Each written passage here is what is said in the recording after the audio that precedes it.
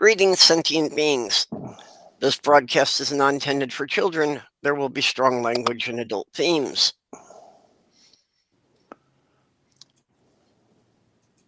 God damn it. We got kind of a longer delay with YouTube, it seems, but okay, with us today we have, of course, Jenny Morgan. Hello, everybody. Godless Sewing. How's it going? And Doc Fearsome. So, Purple, I have an honest question, and this is from a I call myself a heathen just to piss off people in general, but I want to know what is, it ties in with Odin Sleep, but what is Yule log? What is it about? Or Yule? Like, what's it about?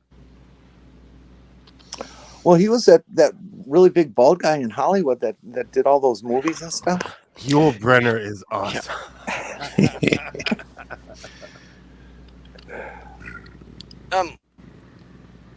It was really just the time of the year. It's the Winter Solstice is the longest night of the year. Okay. So, it's like every human culture has some kind of a celebration of light up to this time of year. And, it's really just about getting through the darkest time of the winter. Oh, okay. Because I thought it was like something spiritual, but then I saw on Twitter somebody was like, Happy Yule. I don't name names. Was having Yule what? They were like Happy Yule. And then it was like, I believe in no God. They gave the speech. I don't believe in this and this and this. And it's just, it's confusing to me. But then again, like, I almost joined the Malcolm X religion, and they're basically atheists. Believe it or not, they don't believe in a spooky God or someone looking over you. So it's weird to me when people are borderline like that, but still believe in something. Okay. I'm Grinchy. Cringy or Grinchy? See all the above. Okay. Ooh, I thought of it. He's the one. I should probably make comment on my particular condition today. As you can tell, obviously we do not have a outdoor scene, which has been a year or so. That I don't know. It seems like a year that we haven't been doing. No, maybe it's just this. However long. I don't know how long you've been doing it. Really, my first not outdoor scene for quite some time. Either one of these two things happen. We have this unbelievable blizzard that's going on right now. There's like 40-mile-an-hour winds, which is like the minimum for a blizzard. So it's not all that bad, but it's really, really not sunny, and the snow is just these little pins of ice that just hit your face and rip you apart. And I just could not go outside. I just could not do it. Or I just woke up about a half an hour ago and I'm barely here to begin with. So it's one of those two. Okay. Hi, kids. How's it going? Hi, Diana. Hi, Diana. We're getting there. How is it with you? I'm trying to clean up the lavender studio here. Oh, my. Looks like Berlin 1945 in this place. Well, and who do we have in the side chat with us today? I see Greg Hartwick, Commander 401. Stool is out there. Oh, I God. saw something by Dirty Rodent. And it looks like Mage is having a troubling time with one of his pets. Oh, no. Looks like my gerbil might be dying. Oh, no. Because he just lost a cockatiel in April. Sorry, Hey. Mage. Hey, Mycoraptor. Sorry, Mage.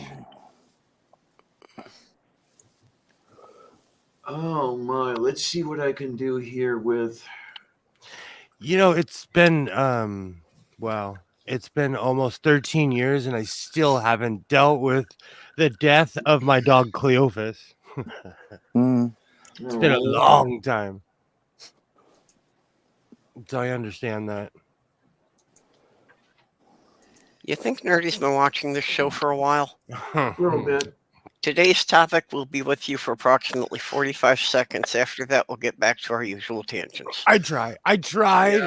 I Oh, tried. what is our topic today? I got my fans in the chat. I tried.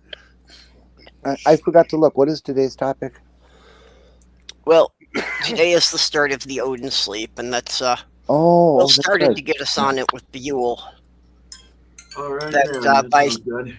By Norse mythology, after the Winter Solstice, Odin, the Allfather, had to sleep for 10 days to recharge his power before even he had enough strength to pull the earth back up out of the darkness.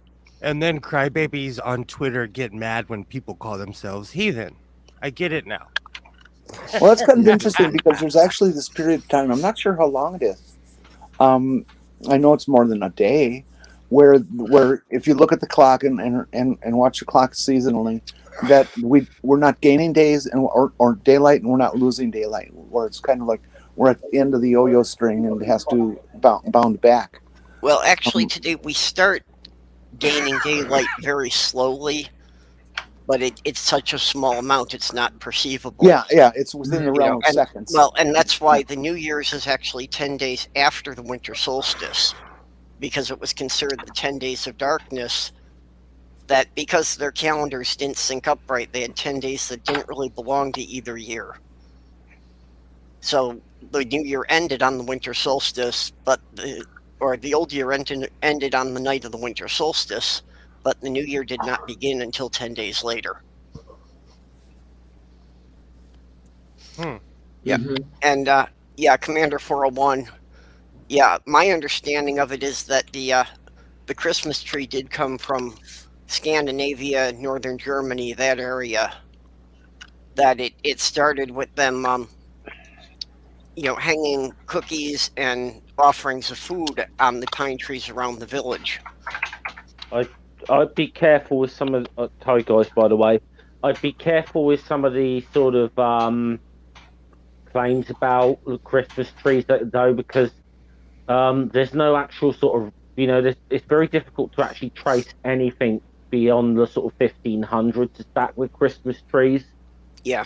The trouble is, we often make a lot of claims about how, like, so much of Christmas was stolen from paganism and whatever, and when actually a lot of the time the historical evidence is it's a little more complicated than we tend to realize. It's not as clear cut as people think. Well, and I have to admit, my mother's side of the family is Finnish, so my take on it is somewhat biased with family legend as well. So Yeah, giving the Scandinavians more credit for it is part of my bias. a lot of atheists are a little biased on it as well, because it makes Christianity look a little bit bad. So I think we might have a bit of an unconscious bias towards certain things that make them look worse. Oh, hey, Definitely. Microraptor. Hey, Microraptor. I just get hammered Hi, and honey. I watch It's a Wonderful Life, and I love the part at the end when they're like, "Mommy," every time. I can't even say my joke without laughing. I was gonna say a joke about atheists and rocks. Oh dear! No, please, Every time an atheist says a rock gets its wings. Damn it! I was practicing. I can't say it without laughing. Well, they just put that away. I mean, really. That and heathen. I recently saw something about someone like talking shit about people who's used the word heathen. I want to address it really quick. When I was a kid, I grew up Catholic. Every Sunday, my dad would walk up to my brothers and sisters and be like, "Look, you heathens, you will not curse, spit, speak, breathe. You will not look at people." So heathen has a special place for me, because it was a term of hatred for my father for his children, like you heathens, So heathen has a special place for me, and I think if you think you own words, there's something wrong with you. My oldest sister used to call me that in the exact same manner Exactly. Okay, I love then. it. And if it makes you feel any better, Will, when I was born in the 70s, and when I was a little kid, I had a pet rock that was a nihilist. There you go, you piece of crap. Make me feel old, will you? I graduated high school in the freaking 70s. Damn you. Well, I was pagan for 25 years, so, I was heathen in every literal sense of the word. And yeah, you can bet there were a lot of Christian groups who let us know it. Doc, Oh, yeah. Doc, you should be sure to crash some Rocks Are Atheists or discussion sometime and drop that on them. And then just leave, I always jokingly say that my geode is Presbyterian. So just like flat earth, just like all of these things, I didn't know any of this existed until I got online. And then all these dumb arguments came out and I'm like, I don't care. I hope my pot shop is open. That's my concern. There you go. I understand the use of the rocks or atheist argument if you're having a philosophical debate. Outside of that context, though, it's ridiculous. I don't It's still understand a the use fucking of bad that. argument for philosophically, though. I'm sorry, it is a fucking bad argument. It is. I agree. I'm going to say this with love. I've heard the explanation very eloquently spoken, and I still don't understand it. I still don't get it. I do not get it. Sorry. Well, personally, I disagree with Aaron Roskamp, where you're an atheist if you do not have a God belief. Rocks do not have a God belief, therefore they are atheist. I hold that you need to have a belief. Period. You need to be able to believe something, and then not have a God belief. Well, and I always get crap for that.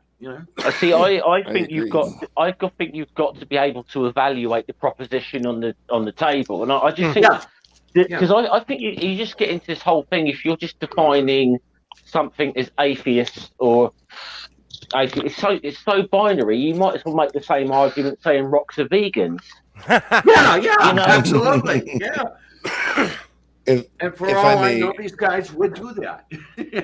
To use something in that comparison and say it is atheist or it is not atheist or something like that, you got to be talking about something that has some sort of is somewhat animated. That you have to at least be able to have sex with it. And the argument can't come around and kiss you. There are people I know. You almost killed me on that. What were you gonna say, Doc? Well, Gwyneth Paltrow, has that rock you can have sex with. But... Oh Lord. Well, she sells polished stones to shove up your Yahoo. And those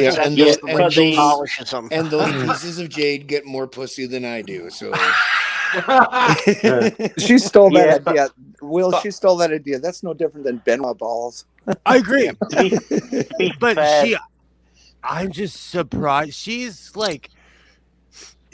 real Hollywood. Like that's Hollywood to believe in woo woo and To be fair though, even in that case, the rocks are atheist thing wouldn't stand because the usual reaction to someone who is using that is, oh God, oh God, oh God.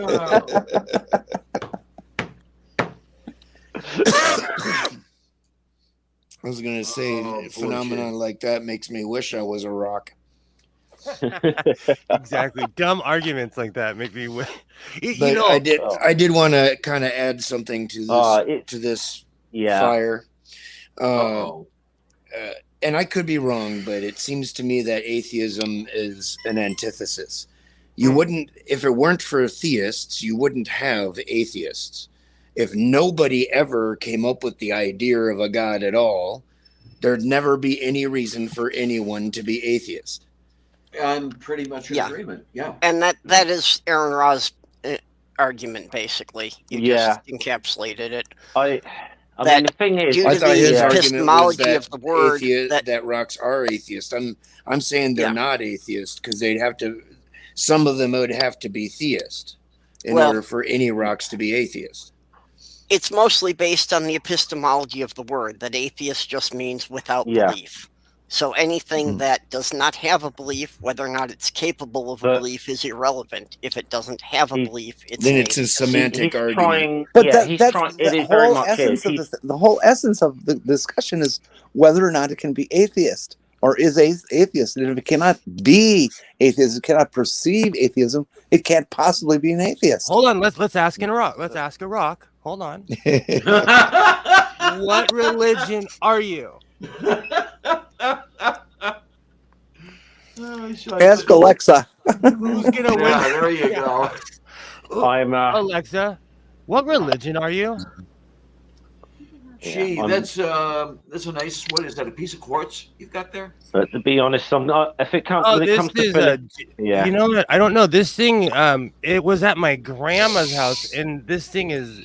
My grandparents traveled around the world. I don't know where they got it.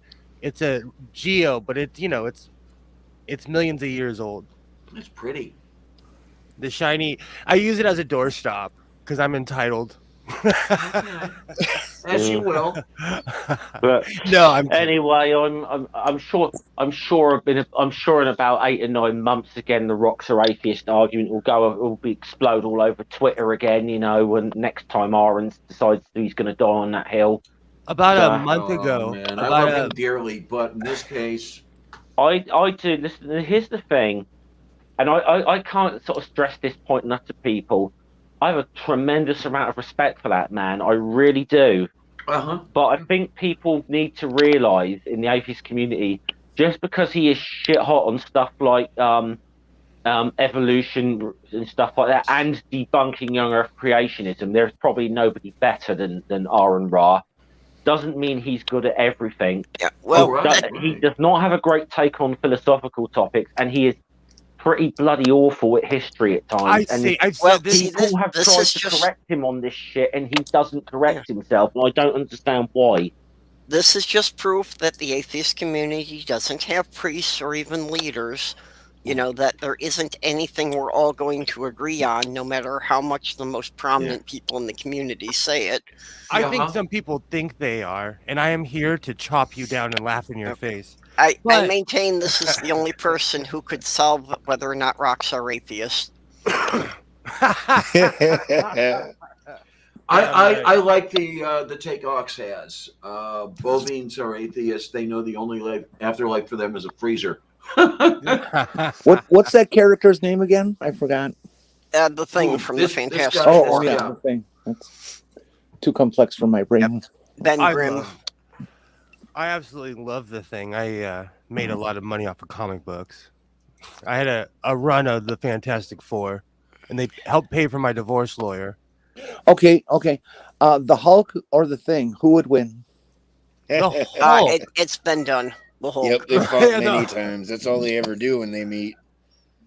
Are we gonna have this? They had to shove Hulk in a spaceship, knock him out, and send him into an alternate universe because he was destroying things so much. They The did. Hulk. Well, I've Yeah, read every That's how you got Inception. the Planet Hulk story Yeah. arc. I love the Hulk. I read every Inception. I even watched the comic book. I mean the cartoon that came out. I used to watch the TV show as a kid, and like I was a 5-year-old expert on the Hulk. What, the old Bill Bixby TV show, Lou Ferrigno, that one? Yep.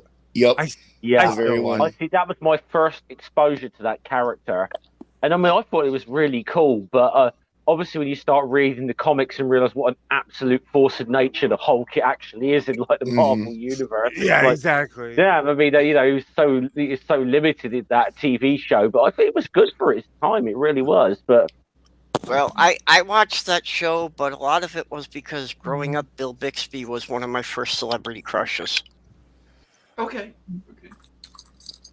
I remember when I was like 10 years old, I just had a crush on Bill Bixby and the courtship of Eddie's father. Oh, I remember that show. Oh, Yeah. see, I first started liking him back with My Favorite Martian, Yeah. but I'm much older, so. My first celebrity crush, I think, was probably Bret Hart, and now I dress like him. Okay, I don't know this person. the pink Bret Hart, and the Black wrestler? Attack. The Thinking Black Attack. All the I watched a lot of WWF when I was a child, a ton of it, and I went through the awkward era of Bret Hart to the Stone Cold Brian Pillman era. Oh my word! That whole. I Oh. mean, I remember that to this day. The whole thing with because it was always sort of very much family entertainment, and then there was this whole thing with Steve Austin and Brian Pillman pulling a gun on him. It's like, okay, this is getting We know it's blanks and everything, but Steve Austin did a drive-by. Like Brian Pillman, you should read about some of the stuff he did, like whilst he was getting hired by WWE, because people didn't really know whether he was working or like whether he was really crazy. He definitely had a lot of people wondering whether he was really that insane in real life. I have an older brother who is still really into. Oh, someone's at my front door. Sorry. Damn it. Yeah, Odin could wrestle those guys in his sleep. Hi, by the way. Hey, Microraptor. Hello. Hey, hi, Hello. honey. And sorry for Long time the no people in see. side chat. I'm trying to keep up with editing the description, so I'm missing a lot of side chat for a few minutes here. No worries. And I don't think it even makes sense to say rocks are atheist or theist or anything. Like, they don't have opinions. Yeah. They that's don't where have I'm a coming brain. from. Exactly. Hi, Microraptor. Hi. It's been a while. Yeah. Oh my. Sorry, I got a package, and UPS is really thorough this time of year. Are you going to unbox it in front of us? Do we get to share this excitement? No, because it's for Isaiah, and I don't want him to know. Oh, okay. Okay. Of all the like, he's spoiled, and because he's an only child, he now expects to be showered with gifts on Christmas. Oh, jeez. Because every year, he's one of the last Um, grandkids. I have no idea why I wrote gods there, but I meant rocks are incapable of having belief, not gods. Well, gods and rocks have a lot in common, but the big difference is that rocks exist. Yeah. I'm a bit of a nihilist, so I don't see a point in any of those questions, or fighting over them, or like. Well, I just don't like. Unfortunately, it's an annual event. We have several annual events in the online atheist community. Yes, we have the Rocks Are Atheist one. We have the one that normally comes around this time of year about whether Christmas was stolen from pagans or not. Yeah. These are kind of annual traditions we have now. It seems to be something that just pops up.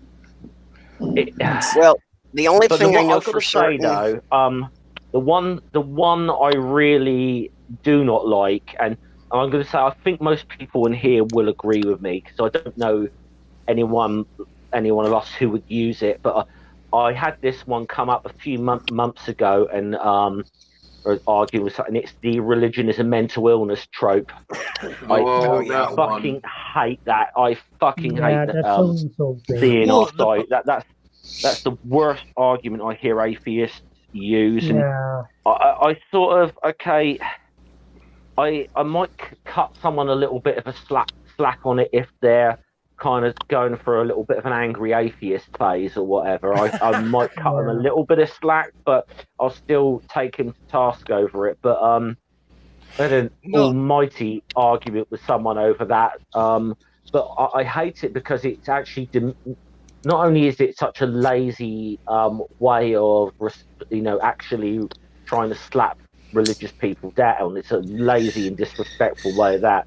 But it's actually really adds to stigma on mental health, which is bad enough as it is. I was just about to say, as somebody who actually works in the field, you have to deal with the mental illness and all the issues that kind of come from that. And it's a cop-out to blame someone's mental illness. It's a complete cop-out. Now, I Well, have noticed that, many people who are, for lack of a better word, cuckoo. I mean, I use the term lovingly. I really do. Please believe I've been in that situation many times. Hang on to religion. I know one person who was actually with a diagnosis who would never go anywhere without her Bible, to the point where it was getting in the way. She loved this Bible, in love with that book. So I get that religion and mental illness have an association. Religion maybe could be a symptom of mental illness. I don't know. Well, But I it think is not in itself. I think that people who, hard to phrase this, but maybe having a little more trouble attaching to reality are just more prone to accepting the stories of religion as factual. Okay, yeah, I get Very it. much Yeah. so.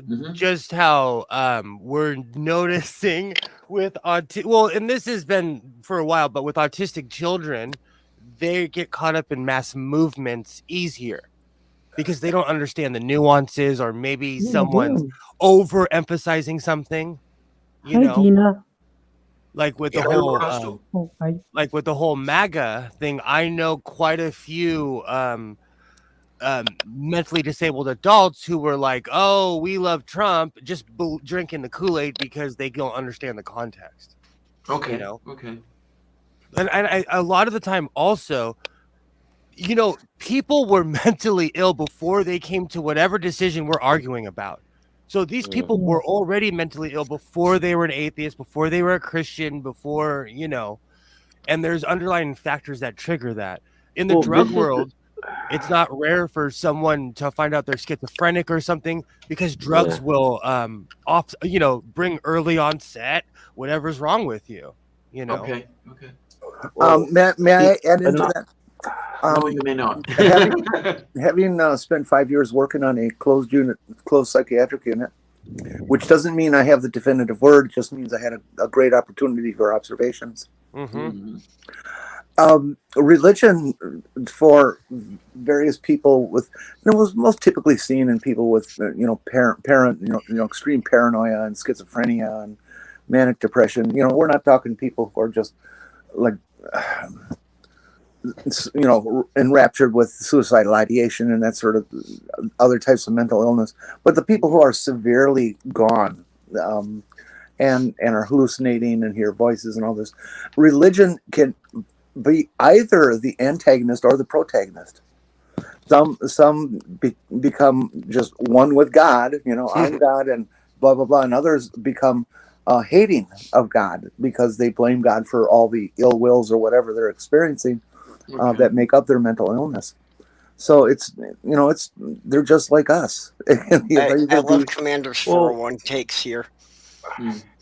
The only difference between Trump and Jim Jones is Trump would charge for the Kool-Aid. Yeah, there you go.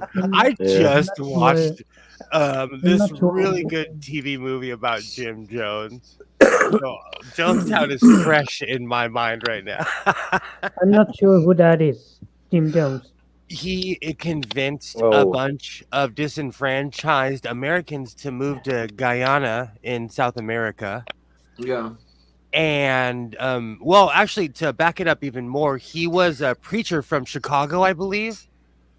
And I thought it was Indiana. I thought it was. Anyway, it doesn't matter. Yeah, but that area, and he didn't like how the churches were still segregated, and this was in the 60s and 70s. So he moved his flock to Northern California, where he started fleecing older African American women, mainly was older, people who were established and owned homes, and he used that money to finance property in Guyana, and he brought people from America to South America, and they literally tended on his plantation, and he had his cult. Well, yeah, I mean, I'll add a little bit onto that, is that Jim Jones is I'm not entirely convinced the guy was Christian. In fact, there's definitely some evidence that at least by the end of his life he wasn't, but he was using Christian sort of rhetoric. But I think he got very, I think,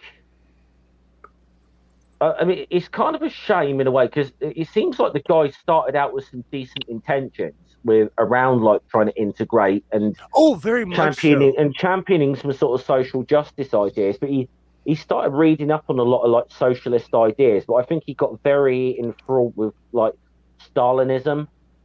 Towards the end, they were He got printing. incredibly, he got incredibly like, you know, infatuated with ideas like Stalinism and Maoism. They tried to seek asylum with Russia towards the end Yeah. when he knew they were coming to bring his ass back to America. Yeah, which I think which shows a little bit of could just say little bit of misunderstanding of the Soviet Union in that particular era, because they wouldn't have been that blooming interested in it. But he used a lot of, but he dressed this all up in like very Christian dressing. I mean, he would do like faith healing stuff, but you know, I think it's possibly one of those things of, you know, absolute power corrupting absolutely with him. He just, as the guy in the crowd, he also he loved men, and he hid behind his church and found some of the, you know, very effeminate people to be in his circle. Okay. And it's no secret that there was something like the last few years he should we say he embraced the idea of free love in people's temple, but free love I think pretty much only sort of applied to him. Like basically anyone he wanted to sleep with, that was their that doesn't necessarily mean that applied to everybody else, which is tends to be a common theme amongst cult leaders. You know, I can think of like Nexium would be another good example of that, but you know. That was 1978, right? Yep. Mm-hmm. Yeah. 18 November. I'm looking at the Wikipedia article right now. I watched a movie about it. Then I started watching like actual news footage of like the day after they found out. It's shocking when 900 something people die at once, you know, and back then the censorship was different. So they show the aerial shot of the bodies on the 5 o'clock news, you know, it was a different time. The initial report, I remember that night distinctly. The initial report was about, came across as ABC News special or whatever that is. You know, an American congressman has been shot in French Guiana. And that was Leo Ryan. We don't have any further details. We don't know who it was, blah, blah, blah, blah, blah, blah. And the rest of it unfolded over the next day or two, and it was just really shocking. It was like, well, and I remember that coming out on the news. I was a teenager then. Isn't he still the only sitting senator to be shot on foreign soil ever in American history? I don't know. I don't know about that, but yeah, he essentially, I just went down there on a kind of a fact-finding mission, I suppose, about them, and I think initially he was given that you know, they were giving him a very like rosy picture of everything. Everyone's really happy here, but then there started to be one or two people who I suppose slipped notes to him and saying like, "Yeah, we want to get out of here." Well, he was being investigated before the events. Yeah. By the FBI and various groups because of his obvious corruption and thievery. Yes, Jones. Yeah, he had been under investigation, but but when the Congressman Ryan actually ended up taking some of the people away, obviously that was a bit too much for Jones's ego. So he sent some of his minions out there with machine guns and to murder them all. And a number of them were including Congressman Ryan. But then I think obviously the enormity of what he'd done at that point suddenly dawned on him. So he decided he was going to end it all and take everybody with him. He also sent a mole with all the defectors, and the second everybody walked out, the mole pulled a firearm out as well. Yeah. So it was just like most things. It was well thought out for people who are saying it was spontaneous, because Yeah, that's tactical. Ox has a photo of it. I don't want to put the photo up because YouTube has gotten so jumpy about Oh, censoring jeez. streams for graphic images.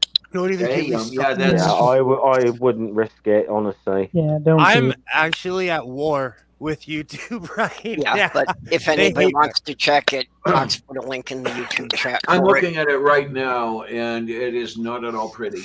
Yeah. Yeah, Yeah, And it's one of those things that I think we need to tell the story and let people know this is what happens when you follow maniacs.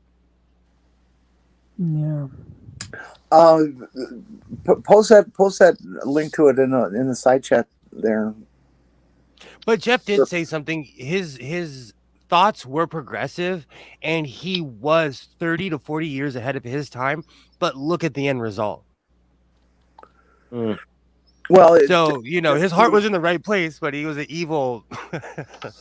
well, he started out right, but he got warped by I think mostly by the power he had over other people. But I the think reason that- Leo I- Ryan, Yeah, the reason they were think bringing that's him a- back though is because he got caught for fleecing old ladies from Oakland, because his main income was taking the mortgages from old ladies from around the area, and it was mainly older black women who were in love with him. And these Okay. are the same people who moved to Guyana with him.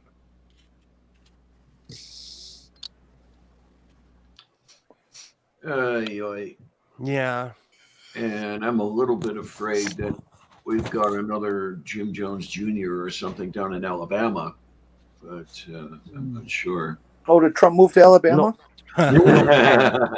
Not I Kent. would not be at all surprised. I think the people who've been following Trump are primed for that kind of thing now. Mhm, I yeah. don't think it would be difficult at all for anybody with a bit of charisma to step in and take a couple hundred people for something like that. It's weird from the outside. Like the American right wing seems like. I mean, if you take the Swedish right wing, it's sort of okay. They're reasonable people. They like I'm not that far. I'm not that far right, even by Swedish standards. But in the U.S., the right wing aren't just like sort of liberal and conservative values. No, it's a fucking religion. Mhm, yeah. Like yeah. And there are people who actually worship Trump. This is Yeah. amazing. Oh, come to my town. I'll show you people who are still wearing MAGA hats. They're still wearing their ratty Trump jackets. Oh, I see one of those guys every other day. I mean, we've got a maggot in the dialysis center, so I'm in a recliner for 4 hours, and I have to look at this guy with his little hat going back and forth all damn day. Not Yeah. my idea of a way to spend my time. Our building's self-appointed doormen are in that camp. So Yeah. fortunately, I just kind of only have to talk to them long enough that it takes me to unlock my mailbox and move on. Oh, that's what I didn't do. I didn't go look at the mail yet. Well, I'll do that later. Well, Diana, we should figure out some good hat for you to wear. There you go. Get one custom made. Maybe a lavender hat of some sort. I don't know. No, something that plays on Mega. You know, like the one that goes around. Maggots are governing America. Hang on. I actually have one. I should go. I'm gonna go get it. Hello. One of the reasons, like, I got it. Hang on. I'm not sure I can. It came in the box. I got it, and I put it on. And this was years ago, before my dad passed. He looked at me and he's like, "You're gonna get jumped if you wear that thing in public." But it resembles a MAGA hat. I'm gonna go get it. Is it a MAGA hat or does it resemble one? It only resembles one. This has got to be good.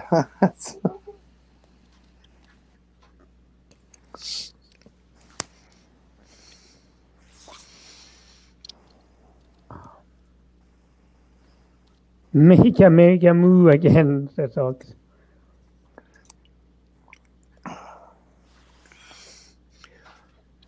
American Right Wing in October 2008, 2/3 of liberals wanted the church to have more say in government, and only 1/3 of conservatives. So where I'm from, this hat will either get you a high five or punched in the face. Okay.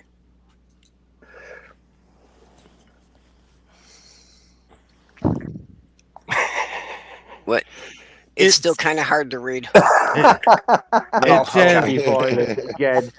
make hockey violent again. I love this hat, but the truth is, it will either get me a high five or punched in the face, and probably by the people that you don't expect. High five by people you don't want to be high fived by and punched in the face by reasonable people. No, the most you can spot most MAGAs around here because they're wearing like a "I'm anti-vax" shirt, or it's almost laughable, but that they advertise that they're like real life. Good Lord. I think in the U.S., it's a pretty safe guess that the people who aren't wearing masks are conservatives, and the people who are wearing masks are liberals. So no joke. I don't. Oh, go ahead. Our big and one of our big anti-vax campaigners was arrested last weekend for he was caught on camera speaking to a number of his idiot supporters, and essentially one of the things he said, you ought to go to your MP's office and burn your MP's office down. So he's under investigation for that, and people were sort of saying, "Oh, what did he do wrong?" Blah blah blah. I'm like, "What did he do wrong?" I said, "Listen, this is British people saying this to me. If in the last sort of 5 years, we've had 2 members of Parliament murdered in this country, and one recently. Yeah, one was a Conservative guy, or about 3 or 4 months ago, and then there was a woman called Jo Cox, who was a Labour MP, who was murdered by a far right lunatic. And I'm like, yeah, I think the guy should be arrested and investigated, and if he's done, and if they can prosecute him with anything for that, because to me that's like inciting shit. It depends on where you live, but in America, here in California, you can't say things like that. You can't threaten public officials. You can't because they take it very serious here. Yeah, I think that's I think even in the UK, he's on very, very thin ice saying stuff like that. And people actually ask what he's done wrong. And it's like, the thing is, his lunatic followers are the kind of people who would go and do that. The problem is that people overstate what they think freedom is. You don't have the right to put my life at risk pointlessly. You don't. Yeah, exactly. And it happens in my hometown all the time. Back to what we were saying, if you could spot a conservative, they're not wearing masks. When I go to Walmart, there are people in front making sure you wear a mask. But when you go in the store, there's a lot of people who take their mask off because they're complete fucking idiots. It's all well, around here we don't have the state mandate or anything anymore, so nobody's enforcing it, and a lot of the stores don't care anymore. It's law in certain counties, and people still do not care at all.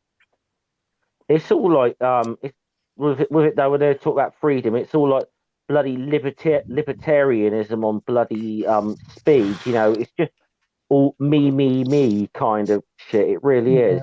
Oh, Jeff, you bring up such a good point. I've been watching a lot of libertarian radio, and we're going on almost a year and a half of me interacting, listening. I still don't understand what libertarians are. They just hate everything. They hate everything. They're for. It's all like, there's some guy I just seen, some libertarian who sort of was standing for president, who didn't get anywhere, but had all these ideas about like how would it's like, well, how the hell is the state going to run with your kind of ideas or whatever? And it was all. I mean, this idea it's just an absolute It's an absolute fantasy. The libertarian world would be. These are the people who call like them in like communists, like utopian fantasists. So I said, you think a communist is a utopian fantasist? I'd show you a libertarian. They're really pie in the sky. Right now, the libertarians basically seem to believe that if we eliminated the government, everybody would do things voluntarily, either because they'd make a profit or just out of the goodness of their heart. Libertarians are nothing more than Republicans without those nasty morals behind them. I agree with you, Jenny, 100%. Right now, libertarians are trying to succeed from the Union in New Hampshire. Good luck. Good luck with that. I would let them, and then I would tell all of them, like, okay, you still live in America. You guys succeeded. Get off my land. It's the same sort of nonsense you get with sovereign citizens, though, isn't it? Same. You know. How's it going, Robert X? Absolutely love Robert X. I'm just tired of people claiming some political or religious advantage or right, I should say, just because they don't want to adhere to any regulation, laws, and I mean laws when I say that, of any sort. It's like you idiot. You live in a society. You can't just be yourself in a society. You're part of something, and you have to conform to what that is. If you don't like it, there are many societies on Earth that you can go and be part of, but they're going to have their own rules as well. Well, and that's the problem that we're facing right now in the U.S. is that people have completely lost the concept that being part of a society means you have some responsibilities to the people around you. I'm going to say about the UK for a moment. Now, I don't think we certainly have not got as bad as the US. That I think we've got a very loud group of like lunatics in the UK, but I think generally people are, pretty good. But the problem we got now is like we're having another spike in cases because of this new variant. And it's a bit of a wonder as to whether the government or not is going to have to employ more restrictions. But as what's come out in the UK over the past few weeks, our actual leaders, the people who make the rules, weren't bloody following them, because we found out that last year, whilst we were all in lockdown or whatever, those bastards were having a Christmas party in 10 Downing Street.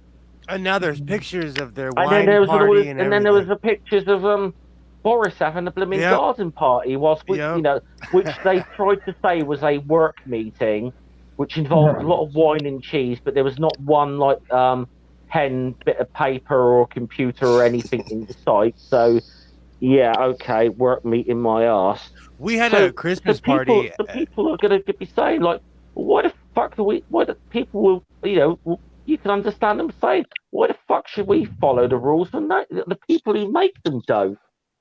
Yeah. Because that's the us and them, Can I just say what a fucking prick I think Boris Johnson is, by the way? Can I just get that out there whilst I can? I think we all think he's a prick. Yeah. I think he needs a new name besides calling him a prick. He has super succeeded prick. Well, I'll just say that there is a song that I think will make the top 10 in the UK charts for Christmas. I don't think it's going to get the number 1 spot, but it's boring. How about boring Boris? Bad Boris. Boris Johnson is an effing cunt. It's called. I've heard that. I've heard. Yeah. I think Jenny's heard it because I played it on my stream the other day while she was there. So yes, I have. It's one of those for folks that haven't seen it. It's one of those things where you take one individual person's speeches over a period of years, and you find one word or one phrase from their speeches that will you can cut up and put into this song and to make a sentence out of. That's just one version of that song, Jenny. By the way, there's multiple different ones. That's just the one that Cassette Boy did with and Cassette Boy is absolutely awesome at doing that sort of stuff. You know, COVID is so bad in America right now that the NHL postponed all of their games until next Tuesday. And right now on the Hockey Channel, they're showing games from 4 years ago because they have no product right now. Well, good for the NHL. Yeah, sorry, babe, but fuck sports. No, but what I'm saying is that they're Yeah. spreading it back and forth to each other. The Blackhawks had a huge breakout 2 weeks ago, and they didn't do anything about it. And now the entire league is basically shut down because of it. You know, I'm really tired of people saying fuck sports and fuck sport ball and all this kind of stuff. The sports have been a part of human history for the last 3,000-4,000 years. It's what we do. Now, if you want to hate something like the monetary gains that people have in sports, fine, go after that. But stop saying that sports is bad. It's not. It's human. And I go through a real show hole. I wouldn't say depression, but I get bored when hockey's not on because it's on TV so much and it's my sport. And it's like literally what's always on in the background at my house. Well, and like Jay says, I wouldn't have a problem with professional sports if the Packers was the norm instead of the exception. If all the teams were like publicly owned instead of just being owned by billionaires who, whined and wanted the community to pay for everything while they raked in the profits. Yeah. Just in 1 year, I've watched. There are pros and cons to that model because whereas in Argentina, pretty much all the soccer clubs are communally owned, which I think overall, as a model I prefer. One of the downsides is seen that the actual hooligan elements seem to have real power within the clubs. They can't get rid of them because they're actual shareholders in the clubs. Here in Los Angeles, Disney now owns their rival team and all of the channels. I thought that was illegal. If they can't get rid of hooligans, then they have a very poor public law structure and a very poor administration and implication of the nation's laws. Hooliganism has nothing to do with Stockholm. Argentina has a lot of problems, but they tried that here in LA, and the cops responded with the riot squad and full tactical gear. Although, I don't think that you could start a public franchise like the Packers today, because I think if you did, you would just wind up with a billionaire or a couple of friends who would wind up buying the majority shares. So you'd still wind up having it controlled by, one or like 3 or 4 people. Yeah, the reason the Packers developed the model that they have is because they were damn near out of business. They were so broke. They wanted this stadium, and there was no money. They were going to have to fold up ranks, and they were the oldest team in the NFL, and they couldn't let it happen. And so the citizens got together and made this happen. Isn't there a debate about who was the oldest team between them and the Bears? No, only in Chicago. I thought the Bears started like a couple of days earlier or something. But well, they still suck. Say whatever you want. But see, Chicago has sports teams that historically suck and still have loyal fan bases. Yeah. Well, that explains Chicago. It's.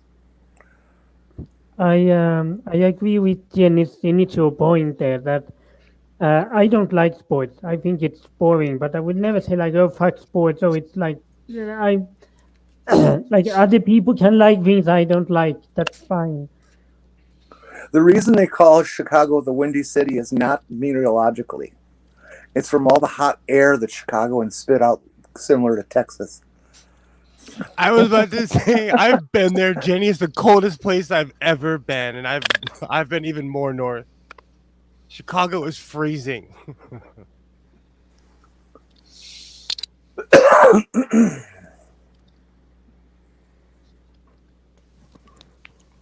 Well, you know why Minnesota's so windy? Because Canada blows and Iowa sucks. Oh, There you go. oh. I can attest to the validity of that statement. At least half of it. I've met quite a few women from Iowa. That's true. I'm gonna just actually respond to something Ox said in the chat. I wholeheartedly disagree about sports being amateur. It shouldn't be monetized or professional. Here's the reason why sports became professional in the first place. Now it's gone too far the other way, but the the first sport to go professional was soccer. Really, I mean, as a team sport. Okay, you can say possibly boxing or whatever before that, but the point being is the teams that pretty much won every year were the old English public school boys who were all amateurs, but these were all sons or whatever of wealthy men who didn't have to work for a living. They could play sports to their heart's content. The working class teams or whatever, they didn't have a lot of time to practice because they were spending like 14 hours a day or whatever working in a bloody mill. Yeah. A lot of them went professional essentially to get better at that. And the people who actually fought monetization in sports, they fought it in soccer for ages, they fought it in cricket for a long time, they fought it successfully for over 100 years in rugby union, were the basically upper class rich boys from went to the posh universities and that. So no, when it says sports shouldn't be monetized, I wholeheartedly disagree with that because there's a whole reason that it was monetized. Now, has it arguably gone too far in the other direction? That's a valid thing you could possibly argue. Well, in America, we groom children, and the only difference between us and China is that the kids get to go home at night. So I think sports have gone out of control. But America had its own sort of struggles with this, though, with sort of rather more well-off people trying to fight to keep baseball amateur for years. I agree. They lost that battle. But look at the monster it's turned into now. But like there's for as many negative things as there's positives because like the Dodgers started the international program of going overseas and finding people from around the world, and now every baseball club does that. Well, they've long history, isn't they? First ever major league team to have a black player. Well, the Dodgers were smart. They were like, when they were in Brooklyn, yeah, like let's go to South America. Let's go. They went around the world looking for people who like to play baseball, and it worked. Mm-hmm. And I remember the Indians picking up on that back in the 60s. They had, I think there were a season or two where they had more Central American players than they had players from Central North America. What year was that the Pirates won, the We Are Family team? I got to look that up now. I've always hated professional sports, but when I lived in St. Paul, I went to some games of the St. Paul Saints, which is the farm team. And these are the guys who are trying to prove that they're good enough to make it in the big leagues, but they have to have 9-to-5 jobs. And that was a lot more enjoyable because you could see they really put a lot more effort into it. Okay, then, yeah. You know, they weren't these guys who had, you know, multi-million-dollar contracts and it didn't matter how they performed. It's like whether or not they stayed on the team depended on how well they played. Well, I quite often, when I can, it's not often now because it's always seems to be working when they're playing. I used to quite like going and watching Eastleigh Football Club, who are non-league. Now I think most of their players are just about full-time professionals, but they're not. It's not really like they're earning a lot more. They're probably earning similar sort of money to what I am. So they're not earning an awful lot. They're earning a living wage to be full-time players, and you even find that sort of a lot. This was a bit. You even find this a lot of teams in sort of lower leagues that they might play part time or whatever, and I don't know, might drive taxis in the evening or something like that, to make up their income. But it is a bit. In some respects, it can be a bit more. It's a bit more honest at that level. But as I said, I think I wouldn't want to see sports going back to being purely amateur in the preserve of the bloody upper classes again, which is what the problem I see was. the point you're making there, and that's very valid. But the problem is, people like, have more money and could spend all their time at it. In Advantage. In America, our like the NCAA made billions off of football, soccer, baseball, mainly football. Yeah. You know, the amateurs, the athletes are amateurs. They didn't pay him a dime. And you know what? My my nephew goes to Cal. It's a Division I school. He's on the team. He plays. He's on TV every weekend. And my mom went and saw him. And you know what? Because of the new laws and stuff, someone bought him a car. This kid has a brand new car. And you know what? I don't think there's anything wrong with that, because most people in his position would starve if he has people supporting and helping him. But if he came from socioeconomically a different area, he would just be in a really fancy school eating ramen, Well, okay, now I differ a little bit in the sense that my objection is to having it as part of collegiate sports. My second time around, I attended Pitt, which, if I remember correctly, is a Division I NCAA school. And the way these kids were put through the Rocks for Jocks classes, and basically they were just in the seats to have a reason to play. The school was actually secondary, and I was not a fan of that, really. Mm-hmm. Well, and in high school, I experienced the other side of that. That my history teacher in freshman year got up there and said that I was hired to coach the football team, but state law requires me to teach a class. Yeah. So, you can bet this was a really inspiring teacher. But, one of the reasons I'm pro giving these kids money now is because his father was broke by 35 and played for the Raiders, went to college for 4 years, had a certificate, but didn't learn a damn thing in college, and was just kind of passed through. And you're used by the time you're 30. So, flash forward 5 years later, he was broke. Yeah, if they even make it that long. I mean, how many of them wind up getting an injury and get bounced out sooner, and then they're let out into the world with nothing. Oh, yeah. And in American football, the average career is 3 years, and that's for the really good people. Like, there's only one Tom Brady. There's only one, like the people that you see every weekend, there's only one of those. How many people every year that you can't name that get shuffled in and out, Sports it's heartless. And at my age, whenever they're like, oh, LeBron James is old, I'm like, he's not old because he's younger than I am. Like, no way, he's young. These guys are still in their 30s. On a professional team with the, A and B squads and alternates, you've got 20 to 30 guys on the team. Mm-hmm. And how many people can name more than two of the players? Exactly. even right now in my hockey team, it's a transitional year, and I know the front line, but some of these guys, I got to look them up on Google. Like, who's this guy wearing my sweater on my team, you know?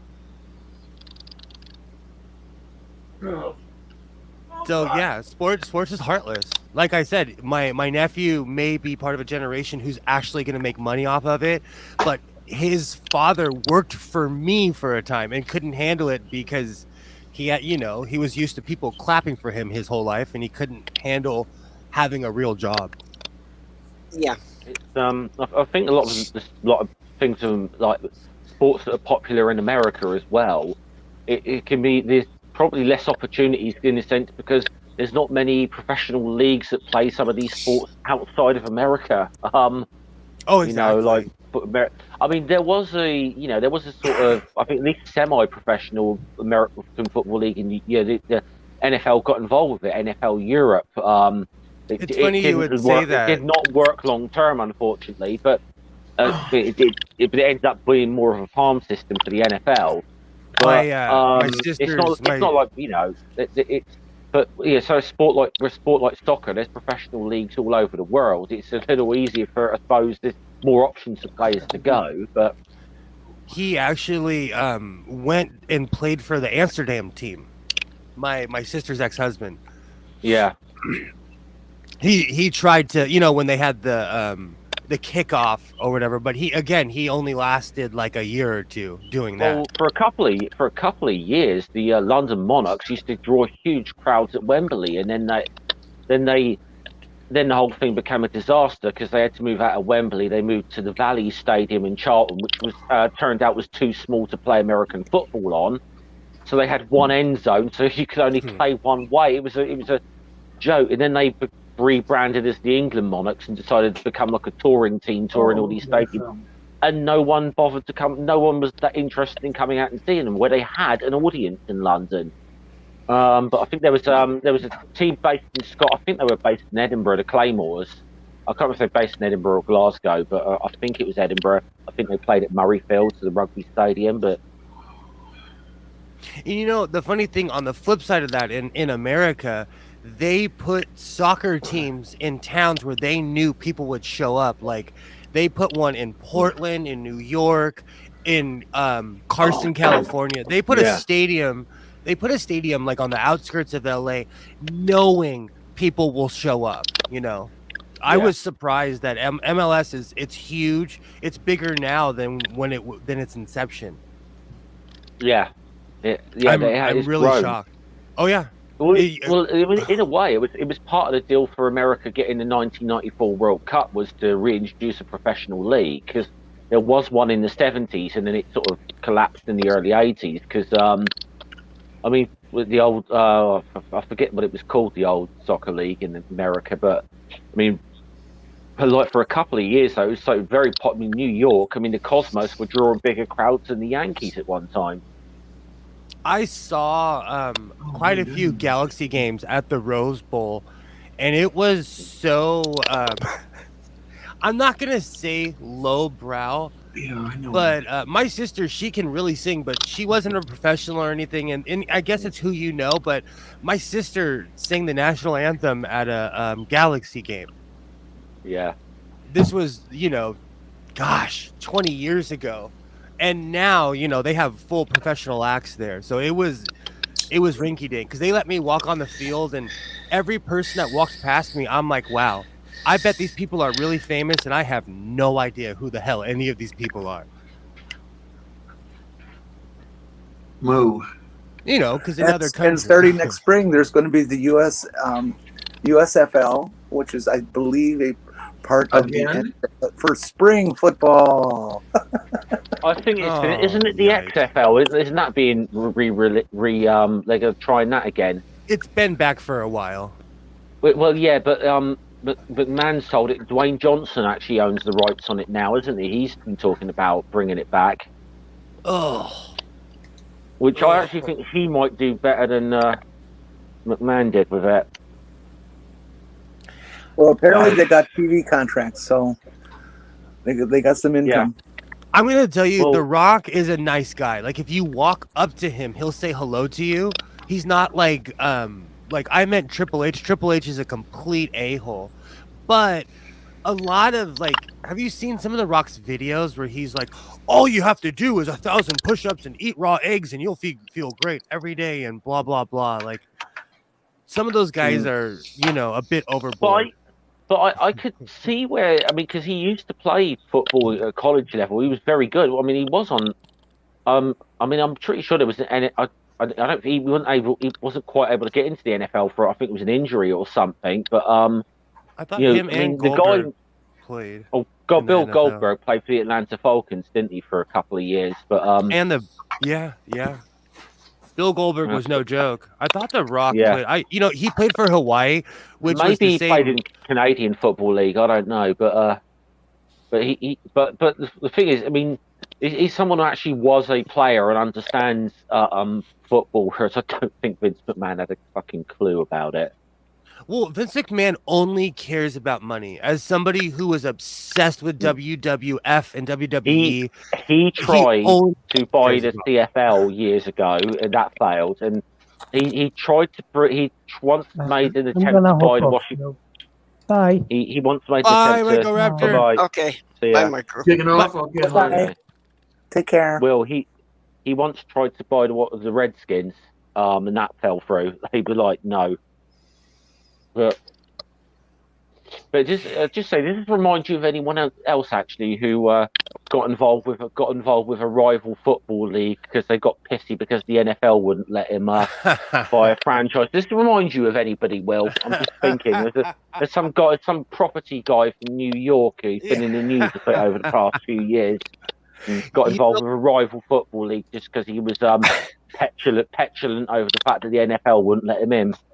Rush Limbaugh tried to buy the Colts as well, and they told him to F off. That was who Donald Trump tried to buy, and they told him to get lost. That was the franchise Trump tried to buy. They told they told Rush Limbaugh they're like, we can't let you in a building. There's black people that work here. Like you can't be here. Oh, those were good Really? jokes. Oh, it was 100 years ago. Those were good Good for jokes. them. I missed them, but no, they told him no, I don't think you realize you can't own it. You can't own black people. They literally told him no, you're not. Nope. Because he was gonna come in there as the overseer, a-hole, with the big hat, chewing straw, trying to be a stereotype. And the Colts were like, no, we don't run that kind of organization. Yeah, and they said no to Trump as well. So the Colts, you should definitely give them a thumbs up. It's a good organization. They know their audience. Even though they screwed Indianapolis to death, or Indiana to death. Okay, wait a minute. And I don't like how they did Peyton Manning, but I was a Peyton Manning fan. So, but then he went to the Broncos and won a Super Bowl. So there you go. So who's ready for the Christmas marathon? Yay! I got all kinds of stuff I can make. I'll probably set my stream up tomorrow or something, but yeah. I know I need to set mine up too. We have plots and counter plots. It's going to be a great marathon. Yep. And a really quick, Microraptor, you're invited. I'm going to be on 10 to 12, and I'm inviting you right now to be on my stream. I forgot to say something while you were here. Oh my, where? Well, we've got just a couple that are still unconfirmed, but other than that, we actually only have one time slot still open. Cool. Okay, yeah, because, honey, you've got me for, wait a minute, let me see if I've got this down. 2,200 hours on the 25th, Zulu, and 1,800 Zulu on the 24th.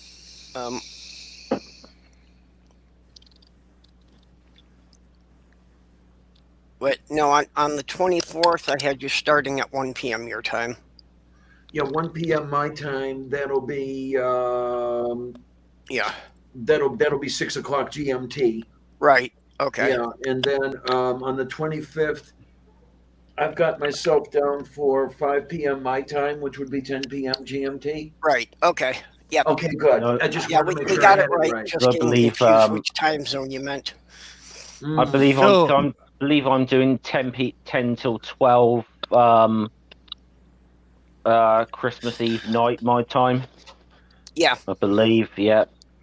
So Yeah, Inquisitor I just Bacon. had to find you I- because there are So too many technically I'd be godless. doing so technically I'd be doing the equivalent of midnight mass, I suppose, my time. Well, yeah, you'll be wrapping I up think they at might- midnight. Yeah. I might be midnight mess in my case, but Inquisitor Bacon's talking about watching all the fights in the stands in the NFL. Do you know there is less violence, no violence at hockey games? People are rude, but they don't necessarily get in fist fights. I'm surprised how hardcore the NFL has become. The fans, it You is should not see, rare. should see the shit that we put up with soccer games across Europe. Honestly, We're not as bad here, but like I live in LA. I know I say this a billion times, but don't go to Dodger Stadium if you're not wearing Dodger blue. If you're wearing navy blue, someone's gonna question you. Like there's people that have been hospitalized. Like Brian Stowe was put in a wheelchair for he got in a fight. Like it's ugly in Los Angeles. It's ugly. So Oh, jeez. Oh, Robert X, I missed that. I gotta mention on Skeptic Generation. oh awesome. What? Who's doing what? How much for how much? oh, that's awesome. I did get to That's, meet Eric Murphy in person when yeah. Lavender and I went down for the ARC protest. Yeah, he's a big sweetie. He really Yeah. is. So He I seemed- got a picture of him. I don't think I've ever interacted with Eric. He seems a decent guy. Oh yeah, he's a very mellow dude. I've interacted once or twice, but only on Twitter with Vi. Because one of it was because I was doing a bit of a video with the whole where I had to sort of well, I just felt the need to take Darth Dawkins and Otangelo to task for being the fucking bigot pieces of shit they are. Oh, now that you But I recorded this thing and I uploaded it, and I realised, shit, I just misgendered Vi, and I was like, fuck. So I was like, I kind of tagged on Twitter with the video. Just realised watching this battle, I accidentally misgendered Vi. Very sorry. Which they kind of got back and said, okay, cool. You held your hands up and apologised. So like it wasn't intentional. So, Yeah. but I felt bad. I was like, oh fuck, I just misgendered Vi. And I think actually they pronounce it V. You see, this is what I keep hearing. Vi or Vi. I don't. See, I keep getting I think told that different things. yeah, I think it's Vila Bianca. Yes, Yeah. I believe you are correct, honey. Ew, I just read Inquisitor Bacon's comment. I don't watch the NFL anymore or the NBA at all.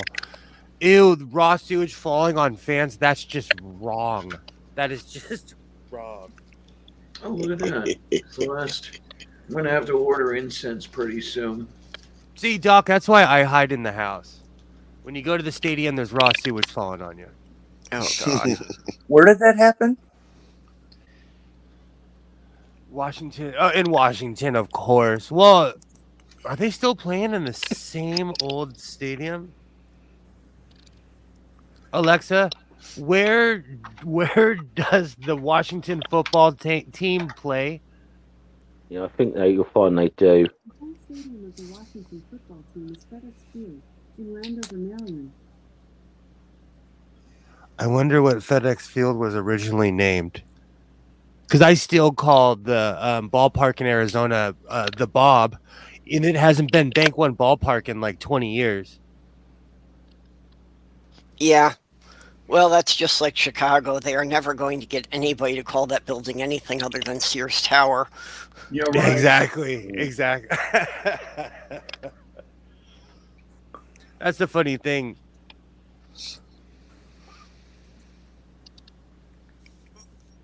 You know That's disgusting. what? And this is part of the commercialization of sports that I really hate is how many of these stadiums are named by energy corporations. And these So are supposed to be public utilities. So why are they spending $100,000 to name a stadium? right How is now that good use of the money I'm paying on my utility bill? in Seattle, the new because nonprofit does not mean not bringing in money. Nonprofit means not bringing in money and giving it to the shareholders. true. Right now in Seattle, their stadium is called like Climate Change Stadium or something like that. And Yeah. my first thought was, well, if you didn't want to destroy the environment, why did you build the stadium? Yeah. Well, But and they- one of the problems with American utility companies is the way they're regulated is they can only make a profit as a percentage of their expenditures. So the way for them to increase profits is actually by increasing the amount of money they waste. So because we've weirdly become a sports stream today, breaking news, it's on I'm getting all the alerts.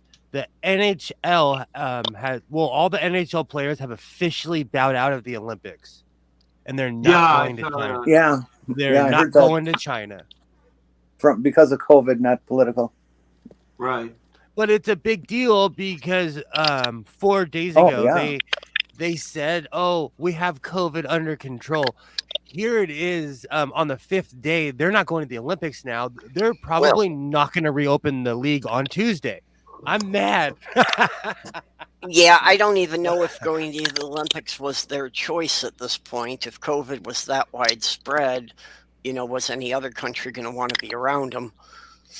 You know what? It's selfish. I'm spoiled because hockey is on like a good 9 months out of the year. And so I'm just used to it always being on television. So, I'm all about people being safe and healthy. So If you I'll quit love hockey crying. so much, you should move to a state that has outdoor ice once in a while. There's an There ice you rink. go. There's an ice rink that's within 10 minutes of my house. Or alternatively, Canada. Part of me I do want to live somewhere where I can have a backyard ice hockey ring. Yeah, Will, you want an ice rink? It's called our parking lot.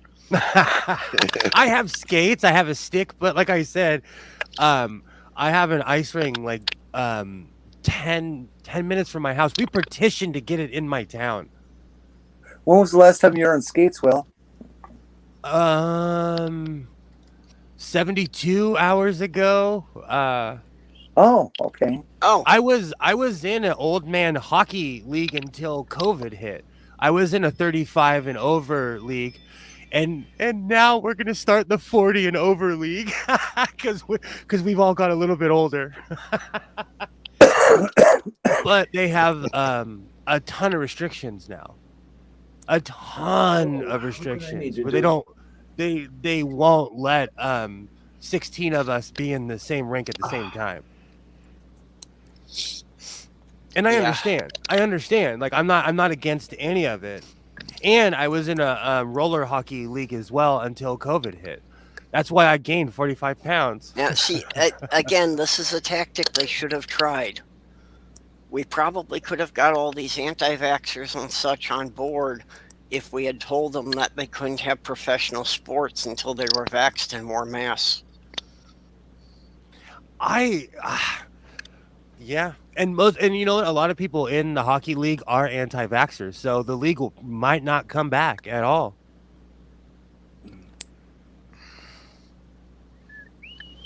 It was great. It's a bunch of. It was beer league hockey. Beer league hockey is awesome.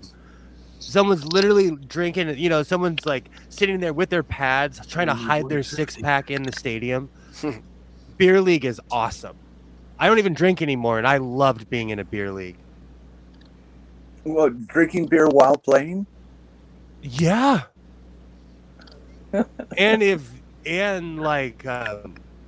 I'm not giving away any secrets, but when I lived in Oregon, they would smoke in the locker room. Yeah, I was because like- what could possibly go wrong with having a bunch of drunk guys on skates out with sticks?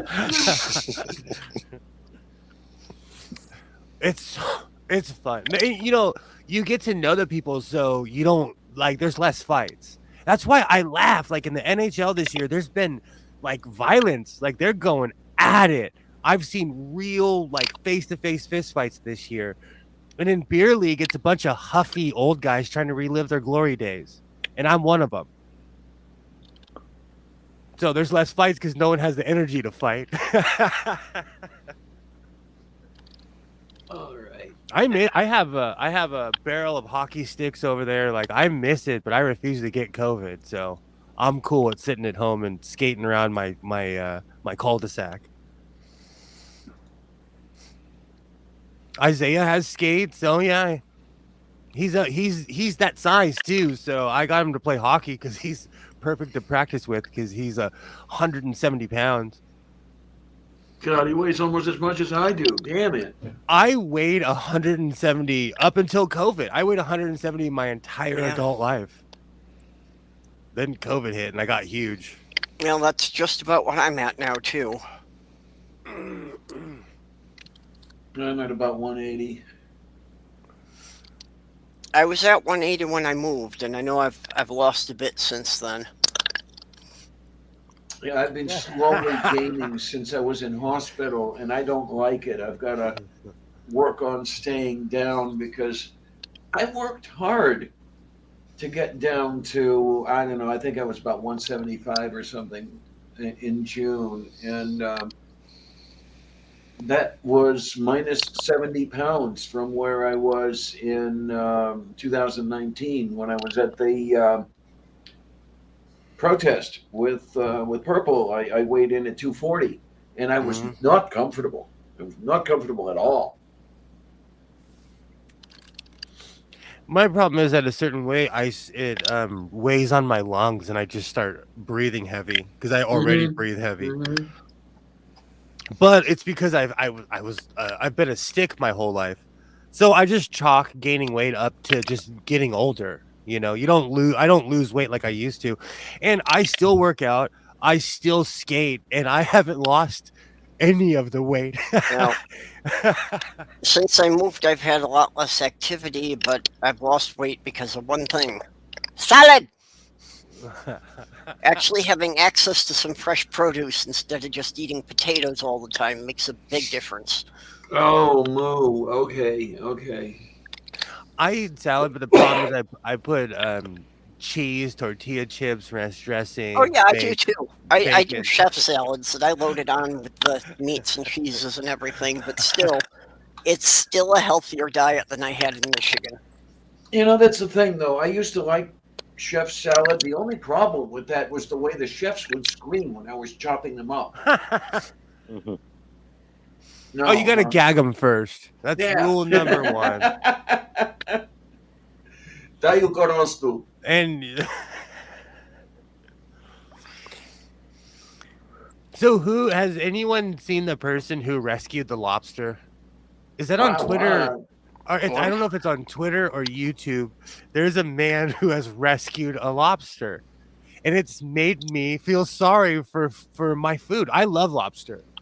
I'm heartless. I believe in humans over everything. I know Doc is 100% against that because Doc has a big heart, and you know I don't think about it when I step on an ant. Humans are meat.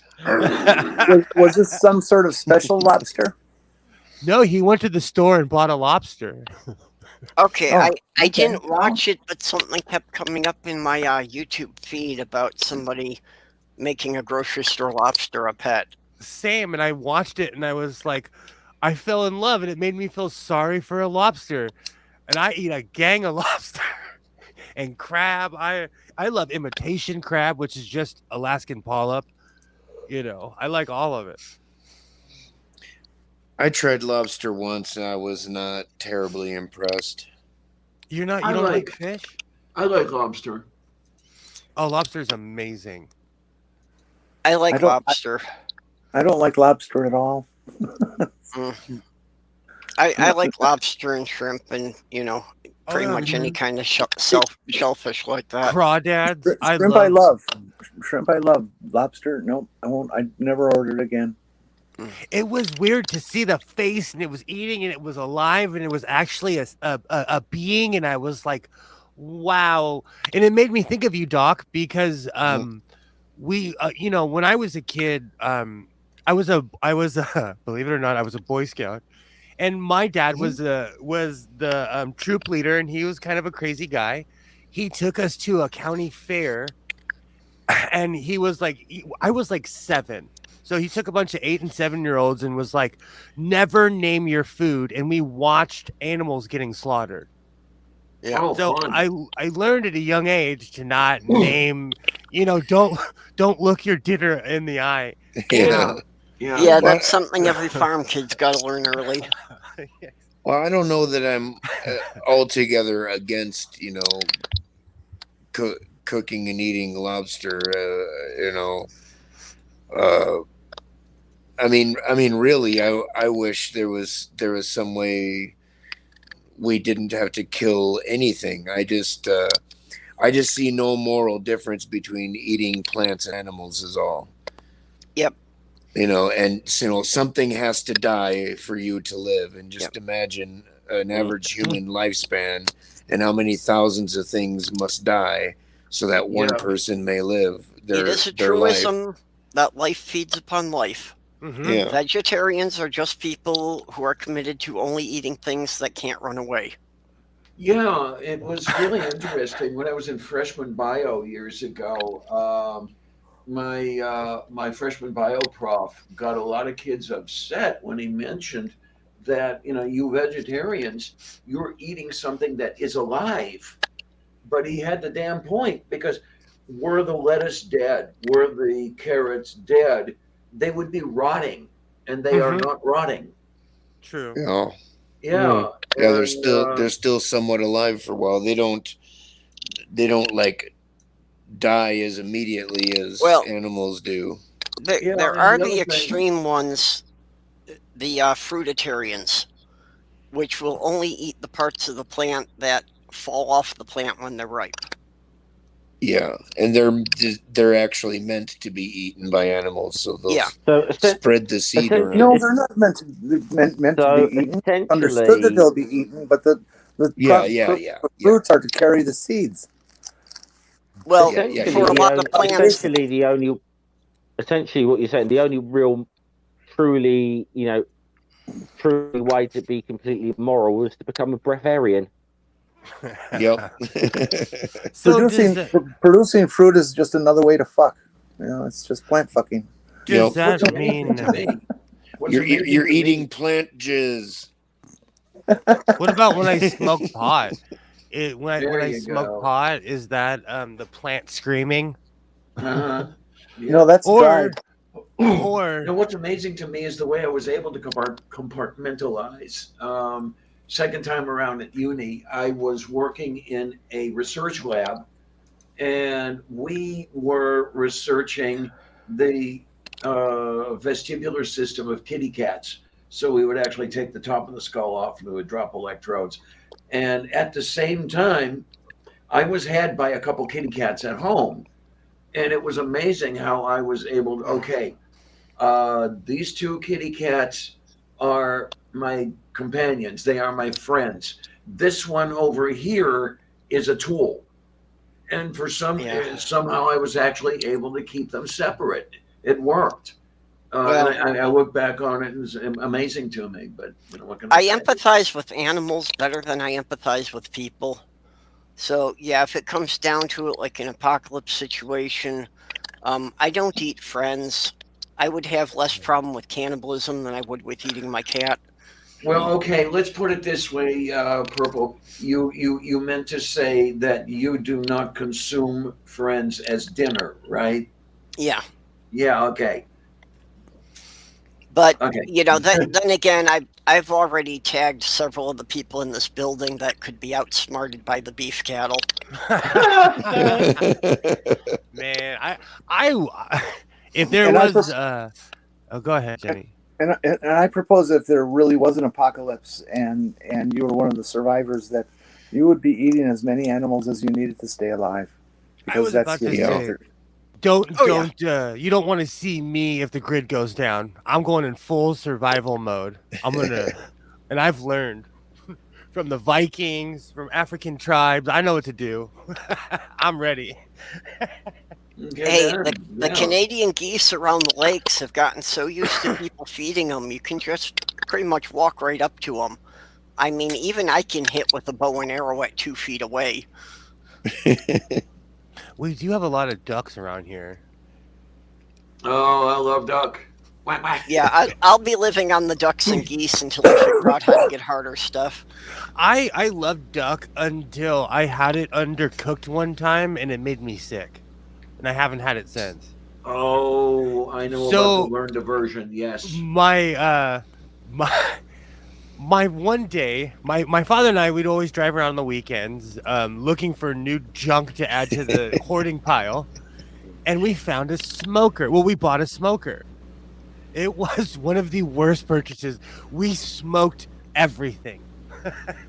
And for some reason, we got this ingenious idea that we were going to smoke a duck, and it was disgusting. But I was drinking back then, and so I ate it, and I woke up the next day and regretted it. Yeah, I've eaten squirrel. I really think in the course of growing up that I've eaten everything you could find in the Michigan forest. It was just the way my grandparents lived. Okay. You know, okay. that if you had a porcupine in the woodshed, that wasn't a problem. That was dinner. Mhm. Raccoon stew. Right My now, first. I have And I have eaten roadkill. My grandma wouldn't trust it if she didn't know how long it had been there. Okay. But if she didn't see it driving into town and only saw it coming back, then she knew it had only been there a couple hours, and that was safe. Okay. I have family members who, because of Facebook, most people who like my last name, it's not rare, but you're probably related to me if you have it.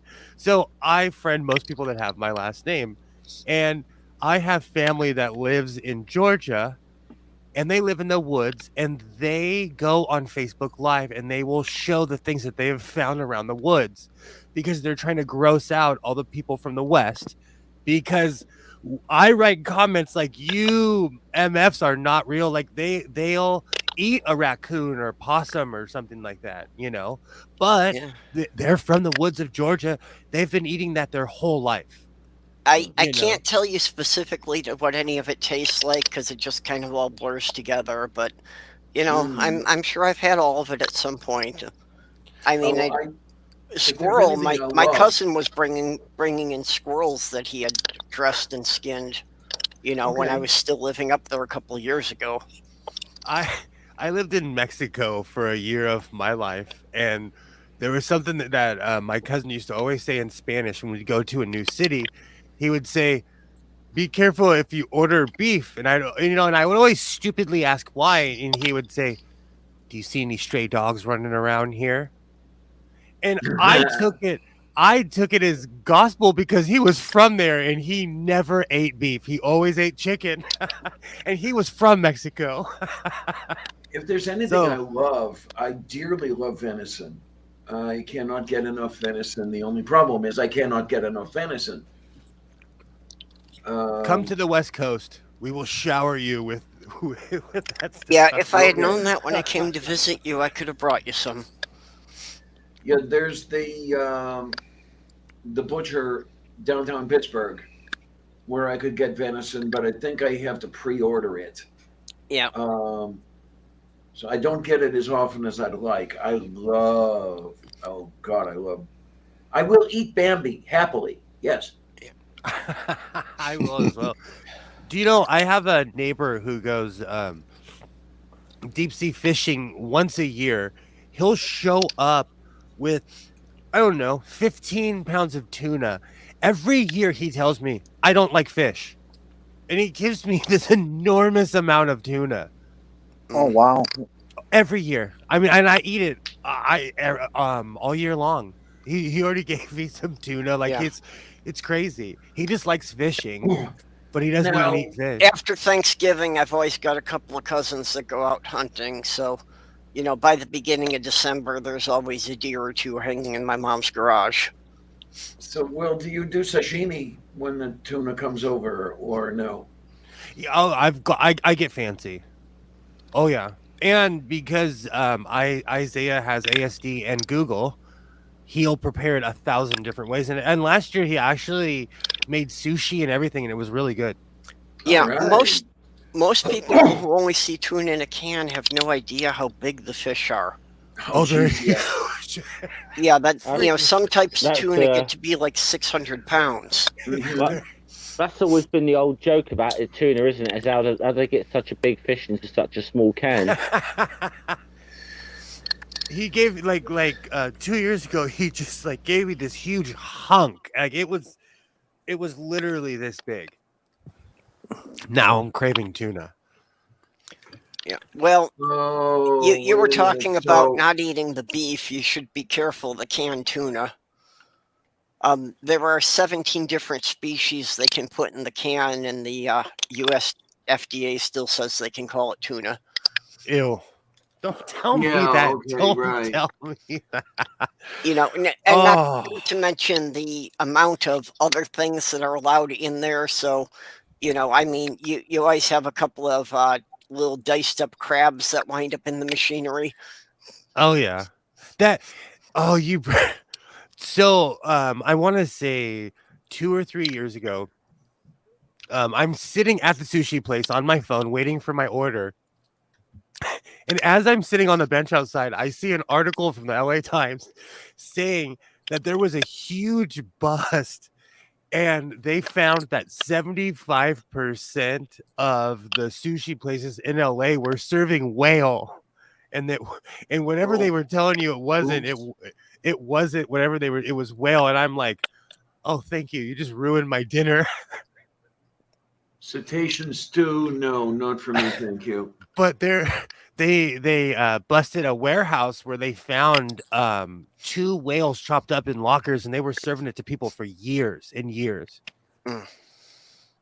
And it's cheap meat because it's huge, and it was sad. Well, and it's probably bycatch from when they did the drag netting that it's anything else that got caught in the net. Mm-hmm.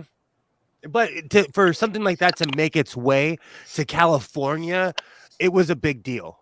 Yeah. And they shut down restaurants. People went to jail over it. You can't just bring a whale, even the whale's carcass, into Los Angeles. I'm sorry. Well, we no, have rules here. Well, endangered species laws, I'm sure. Exactly. Yeah. We have rules here,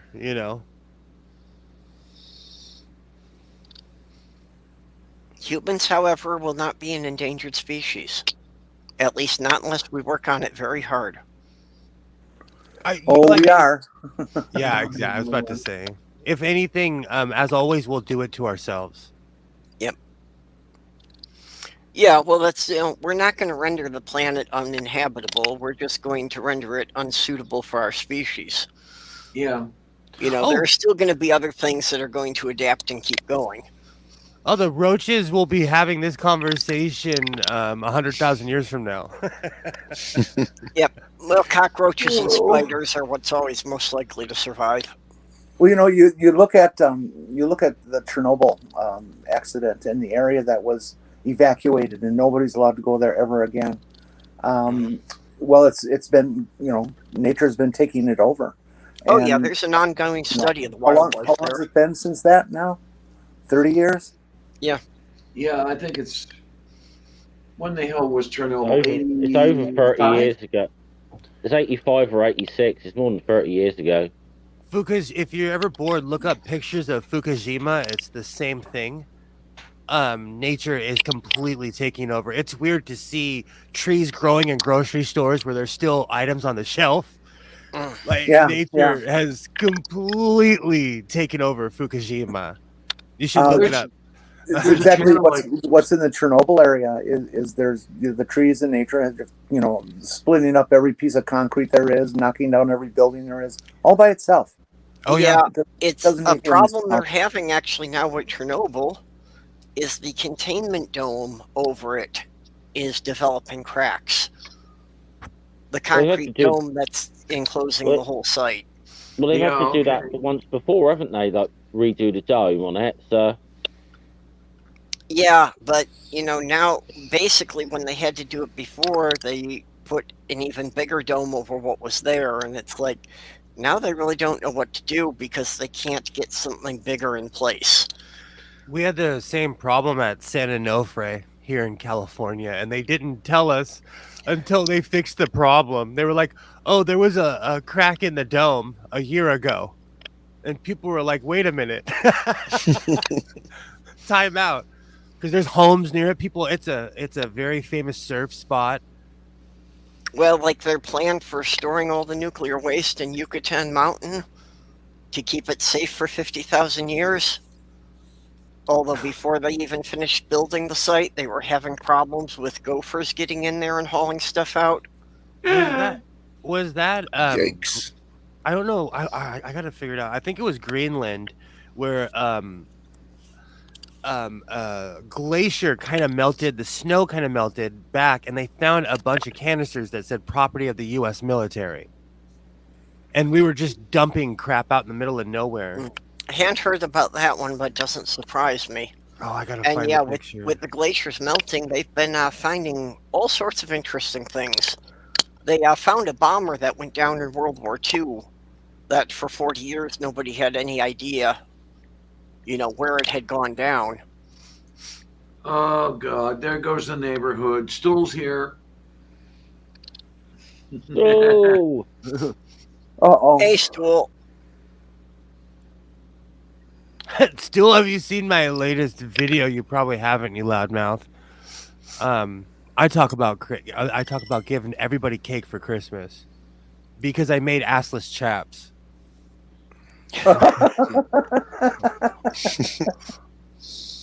And Well, my sounds open, I wore them for 2 days. I fell in love with my assless chaps. And my opening line was, "Nobody asked for it, but everybody's getting cake for Christmas." Oh my, they're amazing. It sounds like Stool wants some of that cake in his beard.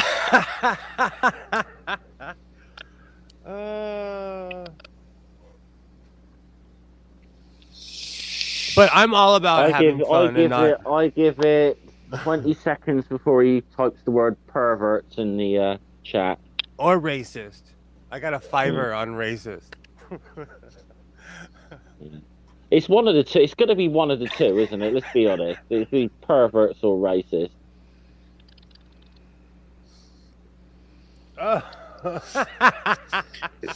Racist There you pervert go. with cake in his beard. Yeah, pervert. I win. I win. Oh, thank you, Stool. My day is not complete without you calling me a racist. He's our Stool, and we love him. I am a bit of a racist. I've been to Vegas and I can't stand the Blue Man Group. Why? I love the Blue Man Group. I finally saw him sober and I was like, they have to be on some sort of intoxicant. Have you seen the Complex Rock Tour concert? I'm kidding. Yeah, yes, I have. I'm racist. I can't stand NASCAR.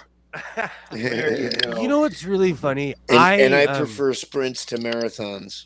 I grew up around NASCAR events, and I know it's because I'm from California, but I never saw a Confederate flag or anything. But it's because I only went to NASCAR events in California. And if, in your lifetime, if you're ever in Long Beach, California, and they do the Indy racing in downtown, it's unreal to see Indy cars going hundreds of miles an hour in a downtown area. Besides, is that it's that famous episode of the British TV show Top Gear where they had to paint each other's cars whilst they were traveling through Alabama. Okay, that is the greatest episode when they put Walmart sucks and they almost got killed for Although that. they put NASCAR socks on Clarkson's car, and then What's it they put on James May's card? Hillary for president. Yes, and yes. gay and gay love rules on Hammond's car. Yeah, I mean, I don't even like those three at all. But that was quite funny. Neither do I, and they almost got lynched. They literally almost got shot for it. People followed them all the way to the state line. They were oh, racing is popular in my town too for some stupid reason. I hate it. Fucking ass car. For me, again, it's more of the camaraderie of just hanging out. And I don't even drink anymore, but it's just hanging out with people. Like, I miss going to festivals, but really what I miss is hanging out with my friends and being high for 2 days. And I can do that in my garage. Well, I would hang out with people more if they'd stop chasing me with pitchforks and torches. I mean, fire bad. I don't dislike motorsports, but I don't really get motorsports where, like, you know, they barely have to, like, you know, use the steering wheel on it, you know. Yeah, road rally is a lot more interesting than the track racing. Yeah, even Formula One, I don't even find that interesting. Even that's more interesting than bloody NASCAR. Do you know what I get into every year is the Tour de France? I've been watching it since I was a kid. I'll tell you the one motorsport I love is MotoGP. Hey, having spent my life in motorsports, I think I know a little bit.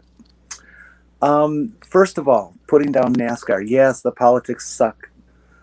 Yes, going around a track in one direction, just a few turns is boring. But none of you have the ability of what it takes to do that for 500 miles. Hey, for the record, Jenny, don't have the reflexes for it. For the record, I said I like NASCAR. Damn it! And that's great. That's great. And I was watching the date. It's just my opinion. I'm not saying it's bad. Speed, holding the car steady at that speed is unbelievably difficult. You guys do not know. I've driven at over 150 miles an hour, and it's very difficult at that speed. Okay, and it gets worse the faster you go. You just set the cruise control. And okay. And then to hold that car and be literally inches away from your competition, and all making this turn in a coordinated fashion when the radius of the turn is different for each, well, not the radius, but the amount of distance that they have to cover and for each car is different as they go through this turn. This is an incredibly highly developed skill. Yeah. And you just can't pick on these guys for that. You can say all you want about the politics and the ownership and all that kind of stuff, but don't you dare pick on the drivers. Well, they say the people who go to those just want to see a car crash. So I say skip the track altogether and just go to the demolition derby. That's like I think in hockey they should just have a hockey fight league where all the people who don't like each other should just be put in a ring so they can fight each other. NASCAR has also WWE started. Kind of. NASCAR has also made huge changes in the safety of motorsports. Yep. With the construction of their roll cages to their other chassis designs, they've made a big difference. And the rest of motorsports has taught them a bunch. You know, like with the Hans device and stuff like that. Yeah. They all contribute to each other. And there's stuff that from all of that racing that is in your street car now. Oh yeah. Oh, that's a given. That a lot of the technology from racing ends up in consumers' vehicles at some point. Well, I mean, there's stuff that was in my motorcycle, or whatever, that just a few years earlier it was, you'd only ever heard of on a track, Yeah, exactly. In MotoGP or on superbikes or whatever, which is that's the motorsport I find that I enjoy is the bikes. Personally, every time I'm driving through a bad snowstorm, I'm still wondering why my car doesn't have a 5-point harness on the seatbelt. There are a lot of people who will install them in their street cars and wear them. A lot. A lot of people. We had They're to not in there as a actually. stock option because most people can't cope with that many things to do. Yeah, most people don't want to wear their seatbelts to begin with, so It's Yeah. I'll tell you, as someone who grew up with a father who was a car enthusiast, it's annoying, but those straps will save your life. Because my pops always had one of those in one of his racing cars. Man, I miss that And Chevy the reason, Vega. and for those who don't know, the reason that they're 5-point is that you distribute the load of the collision and the G forces throughout your body instead of just one strip across your chest that'll be crushed. Yep. When you get going fast enough. Oh, when I got in my car accident, I wore my seatbelt. I wore my seatbelt scar for about a month and a half. The bruise. yeah. That was across Well, my Mhm. chest. one of the things that worries me if I'm ever in an accident is the shoulder that my seatbelt goes across was previously broken. So that's not really the strongest point to stop the force of my entire body lurching forward. I will Install a say though 5-point. that 3-point or whatever the standard seatbelt did save my life in a massive accident. So I had, it did massive damage to my chest, but it did save my life. I would have been trapped under my car if I wasn't wearing my seatbelt. Oh, what a great recommendation from my channel. I woke up and this was on. Mm-hmm. Bad Jack. Hey, There's like a couple people I fall asleep to, but I'll never say it to their face. Well, it sounds what's- more like he's only here because of autoplay. What's the topic for the day? The Odin Sleep. So I have a Oh, yeah. question. Was Odin Well, trapped there you in go. ice? That's- What was that, Will? Was Odin trapped in ice? Not that I remember. No, That not on picture the you Norse have. mythology. Oh, that picture you have, he's like trapped in ice. It reminded me Well, of Actually, the picture there isn't Odin. The picture there is Ymir, the leader of the Frost Giants. Because during the Odin Oh. Sleep, Ymir and the Frost Giants always assault Asgard. Sorry, That's I'm I'm that was unindoctrinated. that's generally the time in Norse mythology where the frost giants would come out and try their luck.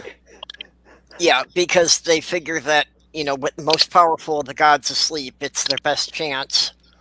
So that during the Odin Sleep, all of the gods are called back to Asgard to defend it, and all of the fallen warriors from Valhalla are brought out to help defend Asgard. And all the mortals of Earth are just left to their own devices to try and survive, while the world is riddled in darkness and all sorts of minor demons causing havoc, because the gods will not hear any of the prayers over the din of the battle above. Man, I thought Catholicism was convoluted.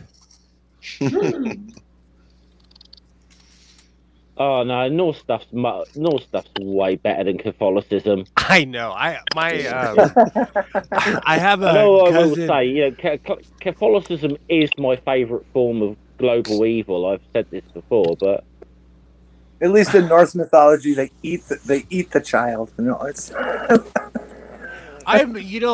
I'm biased towards my killer death cult Catholics because I grew up Catholic, So I harp on them more than Christianity, more than Islam, more than anything, because I grew up Roman Catholic. I've been to Italy. I've been to Israel. It's a racket. Yeah. They all they want is your money. It's a racket. The Vatican, I've been there twice. When I was a kid, I had never seen so much decadence in my life. Like opulence doesn't even describe what the Vatican. They scaled it back it's in recent years. obscene. It's actually you've heard of been to St. Peter's Basilica? Yeah, the opulence is obscene. Absolutely. Because go around the rest of Italy and you'll see instant poverty, but then you go to the Vatican and it's. This is what kind of what I love is seeing a man who sits on a golden throne giving lectures about poverty. Yeah. It's sad. The Catholic Church in general is just, it's real life evil. Or a guy who's wearing a dress, hanging out with nothing but men, railing against homosexuality. When I was a kid, I got in trouble for asking the question, why does the Pope wear a yarmulke? Yeah, I always I wondered got that kicked too. out. I got kicked out because I asked it in front of like 150 kids because they'd brought all the classes together. I was part of a CCD program, which is just indoctrination for children. I'll never forget that though. I stood up in front of everybody and was like, why does the Pope wear a yarmulke? Everyone started laughing, and I won't say his name because I know the man, but he was like, "Get out." Did they ever answer it? I'm gonna call him and ask him the question in an hour from now, because he, you know what? I hated him when I was a kid, but he actually grew up to be like, you know, I grew up to be a man, and he's a good person, so I have no problem with this.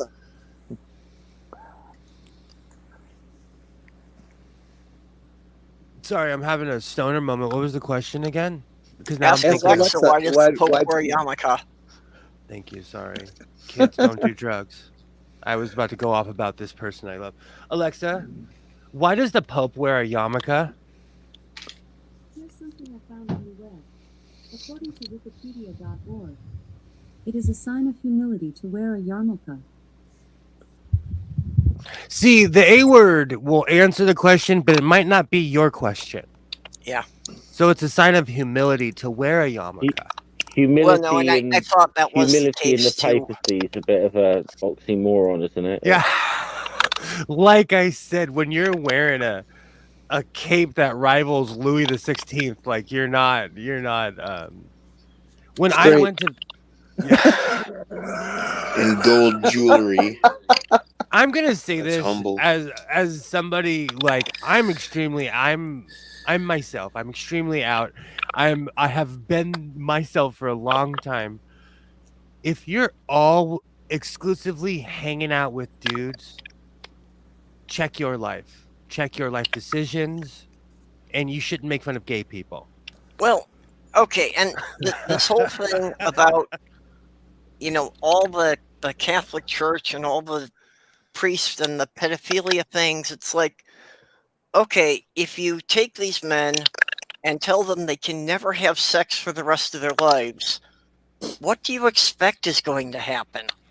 I think I've said that hundreds of times. That I mean, I'm not saying that's the sole reason for all the issues of the Catholic Church, but you know, I think it's clearly that's a part of it. You know, and even on the flip side of that, when I was in high school, there was a bunch of nuns that came from Brazil. I want to say 25. They were all 18 to however age. Every single one absconded within the first week. Because I don't know if they used the Catholic Church to get here, if life just sucked where they were from and it was just better here.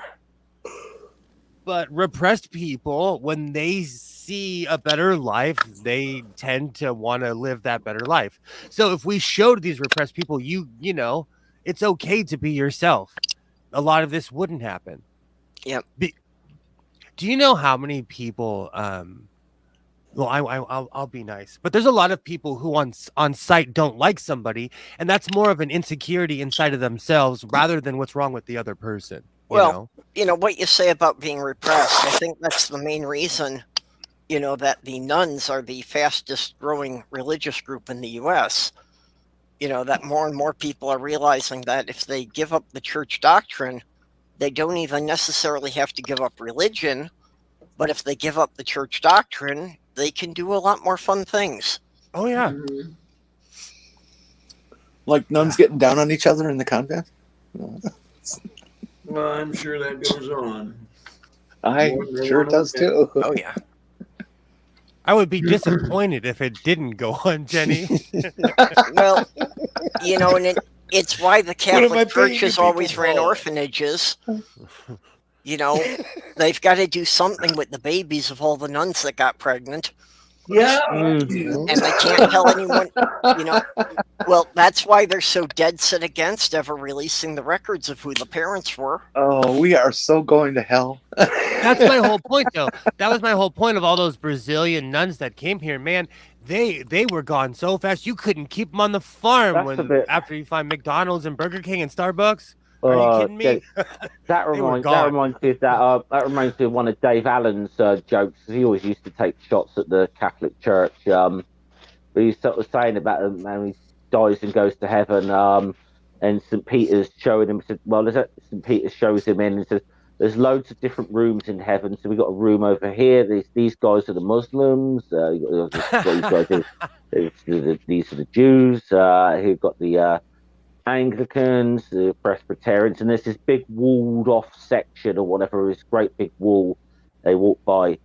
And he says, who's in there? He says, St. Peter's like, shh, that's where we keep the Catholics. They think they're the only ones here.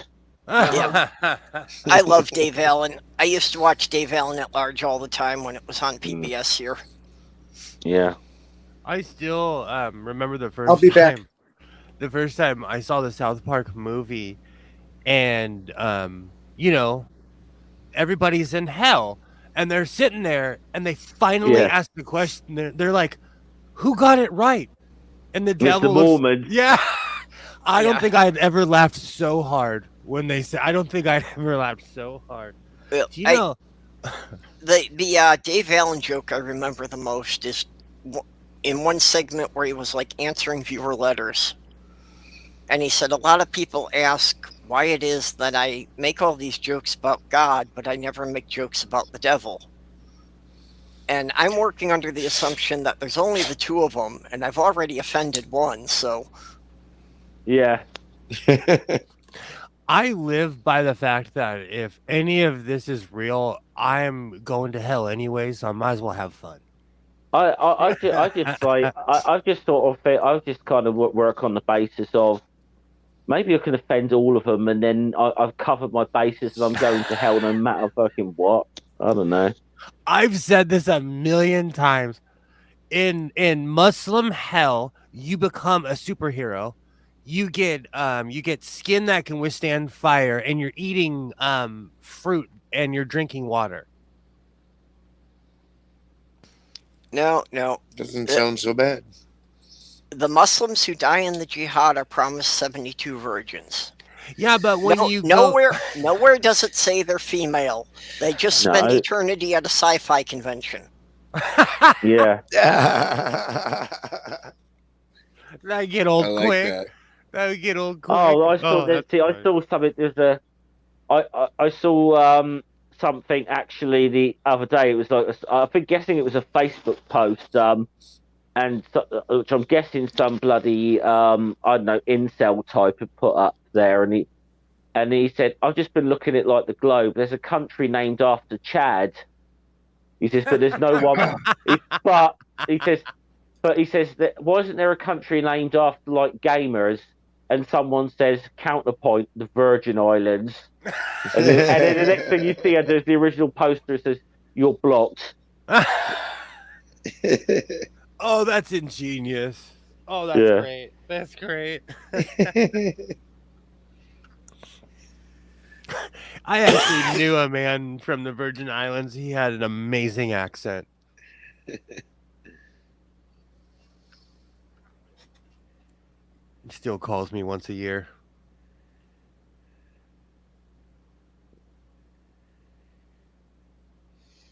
That conversation inspired a vision in me. I was thinking about going to a church and talking to people about making a donation, except every time I say the word donation, I lean in and wink twice. And see what happens. Nudge, nudge. Know what I mean? Oh man, they'd call the feds on me if I did that around here. They probably would escort me out as well. Security's real. People are at heightened alert right now. Oh, that's funny. Matter of fact, like at the church that my mom goes to that I grew up in, it's like Fort Knox. You got to walk through like 3 or 4 doors to walk in their office, and you have to get buzzed in. Mm. I think they know they have priceless art in there. Oh, there was a classic meme that was going around a few years ago. It was a door of this church somewhere in England, and the sign above the church said, "Through this door lies salvation." And then then you notice that someone had stuck a note on the church door, and it says, "Door broken, please use side door."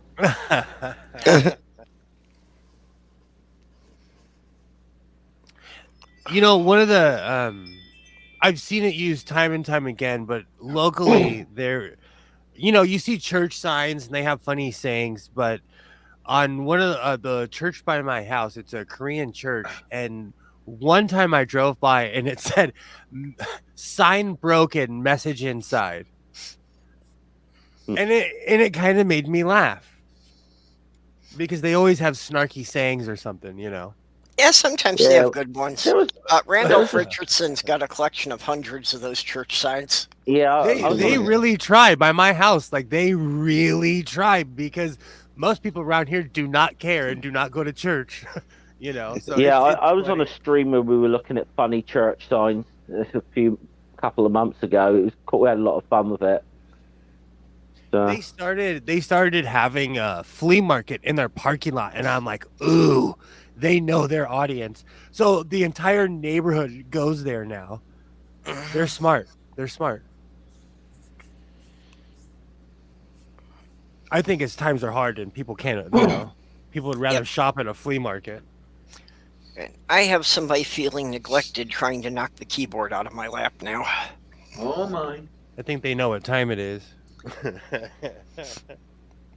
No, he just feels he hasn't been getting enough attention. And yesterday I brought him up to the girls for doing the whole Yule celebration. And he doesn't mind being up there. He was okay up there. He does not like getting in the bag to go back and forth. But I've also tried putting him on a harness to try and walk him up there, and as soon as he gets out in the hallway, he just digs his claws into the carpet and freezes on the spot. The world's a scary place.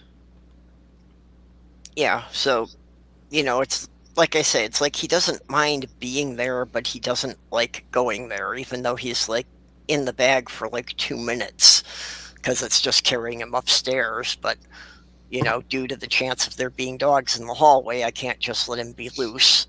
Mm-hmm.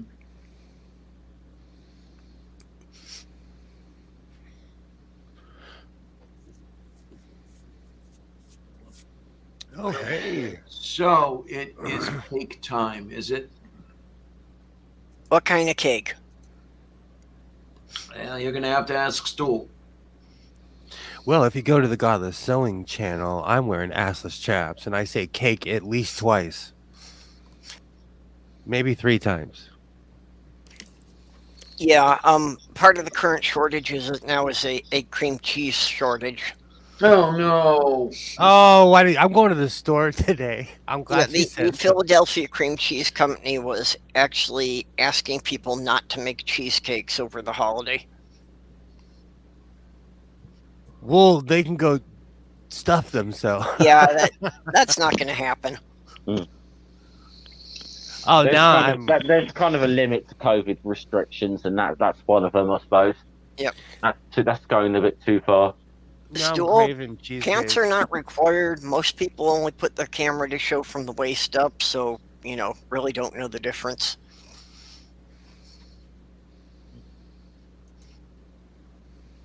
Oh, there's Yeah, been a few welcome back, times. Commander. There's been a few times that I've had shorts and long sleeves and a vest on, and no one noticed, and I've stood up and walked away. Quite a few Well, times. let's just say people should be thankful that I'm usually not on camera.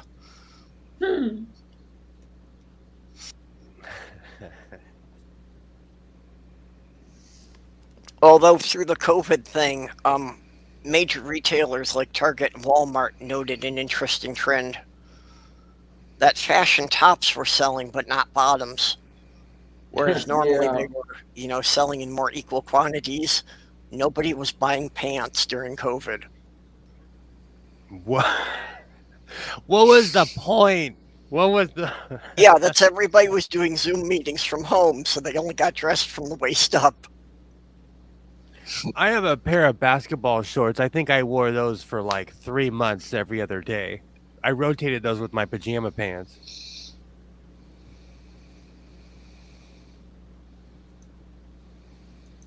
Substitute tofu for cream cheese.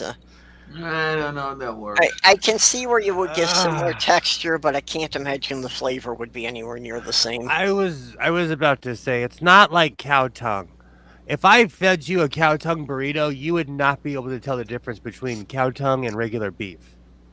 Well, this is what I try to tell people. I love tongue, and everybody's, oh, ew, ew, ew, ew. Have you ever had it? No, ew, ew, ew, ew.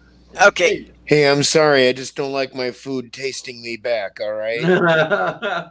in something like a taco or a burrito, you've ground the stuff up, and then you're dumping, so much chili powder and other stuff on top of it that there's no way you can tell what kind of meat it started out to be. I agree with you. No, I think because I was a really picky eater and my dad was trying to man me up as a kid. Like he used to always tell me, with enough spices, everything tastes good, and I agree. But I love cow tongue. I still order it to this day. Isaiah is one of the pickiest people on earth, but there's a restaurant we go to where he'll order cow tongue tacos. Mm-hmm. Well, I love sliced tongue sandwiches. Oh yeah. The only problem I have with tongue is the price. I mean, you're looking at what, $7, maybe $8 a pound. And now the funny thing is they've kind of done the same thing with pork. Pork has gone out of control. Well, all kinds of meat are up now, and that's because, again, during COVID, they were having too many problems with getting people to tend the animals, so they thinned down the herds. But then they were also having problems with not enough people in the processing plants. So a lot of the animals that got killed couldn't even be processed into meat, and a lot of the meat got wasted. So, now there aren't as many animals available. So it's driving up the cost because the demand is still high and the supply is lower. Yeah, the turkey I just got was what, $1.78 a pound. That compares to like last year. I think I paid under $1. Well, yeah, during the holiday season, you're used to seeing the turkey and ham, being sold as loss leaders for less than $1 a pound. Didn't happen this year. Exactly. And that's another thing. I got to see the price of ham because now I'm craving ham that you brought it up.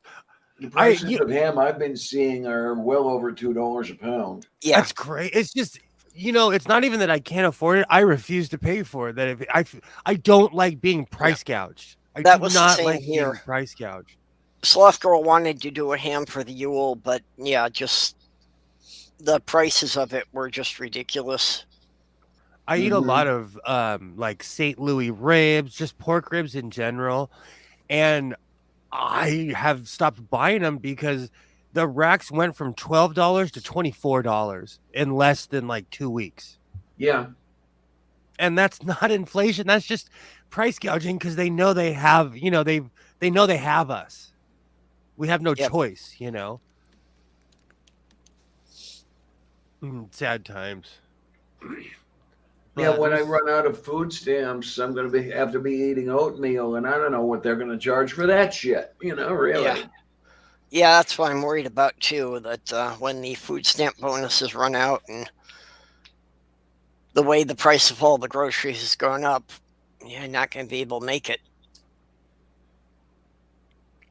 I'm gonna send you a picture, and tell me if this is a lot of money for gas. I don't know if it's regional. Perp, I just sent you a picture. This is how much money I spent for 13 gallons of gas. And the debate is out if that's a lot or not. But yeah, Well, California, the gas is always higher than the rest of the country. I am willing to pay high gas prices, but when I'm being price gouged for food, it scares me almost, because I go shopping every week. I notice the prices. Mm-hmm. And I know they're a heartless company. They're one of the only non-slave companies out there, but Starbucks has not changed their price. So is that a lot of money? Inquiring minds want to know. I spent $64 for 13 gallons of gas. How much? So what's that $64.47. work out? Like $4.50 a gallon, something in there? It's $4.80 with if you pay cash, $4.90 if you pay with a card. Yeah, that's about what it was in 2008 when I drove from here out to New York. That's about what I was paying, but haven't seen it that much since then. I It's just don't know. 304 here right now. Yeah, we're Yeah. paying right around $3 a gallon, couple pennies above or below. It has not gone below $4.80 here in the past month. I need to look here. Gas prices, Pittsburgh. Okay, they say average 355 out here. Oh, And a year ago it was 252. Do you know what's funny? Whenever I go to Nevada, I completely fill up my car when I'm there because it's so much cheaper than the state of California. Thanks, Well, Biden. that's what I noticed when I went to view the eclipse, that in Indiana and Illinois, the gasoline was so much cheaper than it was to the east. You know, it was amazing. Do you know, it really ticks me off when people blame Biden. It's like, where was all the blame for Trump? There's all kinds, the list goes on for he who shall not be named, We're real Oh quick no, I to- mean about this. Yeah, this is because this time during this presidency, they were all going on about the great economic recovery that was happening under the early months of his presidency, ignoring the fact that the economic recovery had started well in towards towards the end of Obama's second term. Donald I just ignore that shit though. Voldemort, President Voldemort, ruined the California economy for the foreseeable future because he killed all those Chinese contracts. Our cattle industry, most of it went to China and Japan, and now some of it goes to Japan, but a lot of our beef went to China, and we don't have those contracts anymore. So Donald Trump tried to cripple the state of California. Well, he damaged the soybean commodities here. We grow that here too. Like our economy is farm based because we have huge swatches of land here, and Donald Trump destroyed that. So huge tracts of land. Thanks, Trump. Hold on, I need to get a rattier. Well, and in Minnesota, it's also, again, it's directly tied to the meat industry because most of what's grown in Minnesota is animal feed, both the soybeans and the corn. Most of it goes to be animal feed. Mm-hmm. Okay. Of course, if you buy some of the dried corn and you grind it up in your food processor and it becomes cornmeal, you can bake cornbread and stuff with it. Yeah. He sounds. Maybe we should have hired Trump to negotiate a Brexit deal for us. Some shit, Yeah. So there's sarcasm in my voice. Then, latest person we're going to have that's now going to do a load of negotiating with the European Union is a woman called Liz Truss, who's our foreign secretary, who just recently did a trade deal with Australia. It's a fantastic deal for Australia. For us, not so much. Well, but the thing that gets me is that the Trump supporters, literally 1/3 of this country, still cannot get that Trump did not do anything to help them. And they still worship him. I don't understand why they do. I don't get their. Because they closest believe all the anyone- Republican and Fox News talking points. So the Republicans get credit for everything positive, and the Democrats get blamed for everything negative. The closest Yeah, but- anybody came when they but were it's funny talking to to think- me was the one woman in the other building here. She was going to vote for Trump because he made her feel safe. And I just stood there with, it must have been an incredulous look on my face. It was, what the fuck do you mean, lady? I don't, but she literally said that Trump made her feel safe. Trump may had me the most insecure that any president had ever. I president ever. I was listening to a British phone in. Actually, Stall's here now. He probably will know the guy I'm on about. James O'Brien on LBC Radio. He had some British guy phone in saying that he was a British guy saying that he was a big fan of Donald Trump because he said he's the one person that has actually delivered on the promises that he said he was going to say. So O'Brien put him on and said, so what has he actually accomplished then?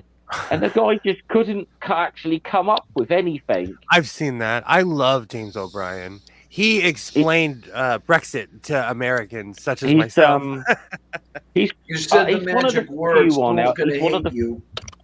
one of the few people on our LBC that I don't mind.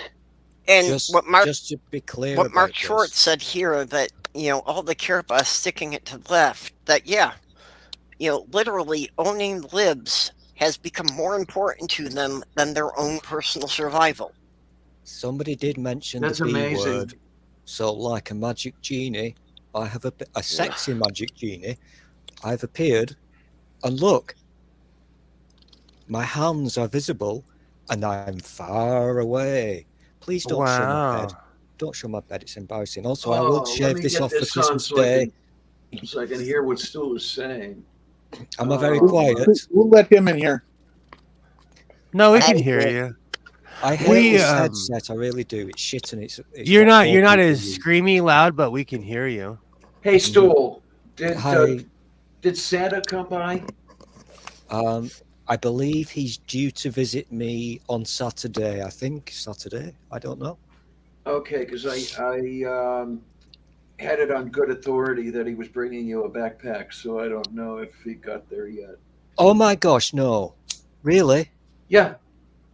Oh, fuck. Oh, fuck. I wasn't aware of this. Oh, shit.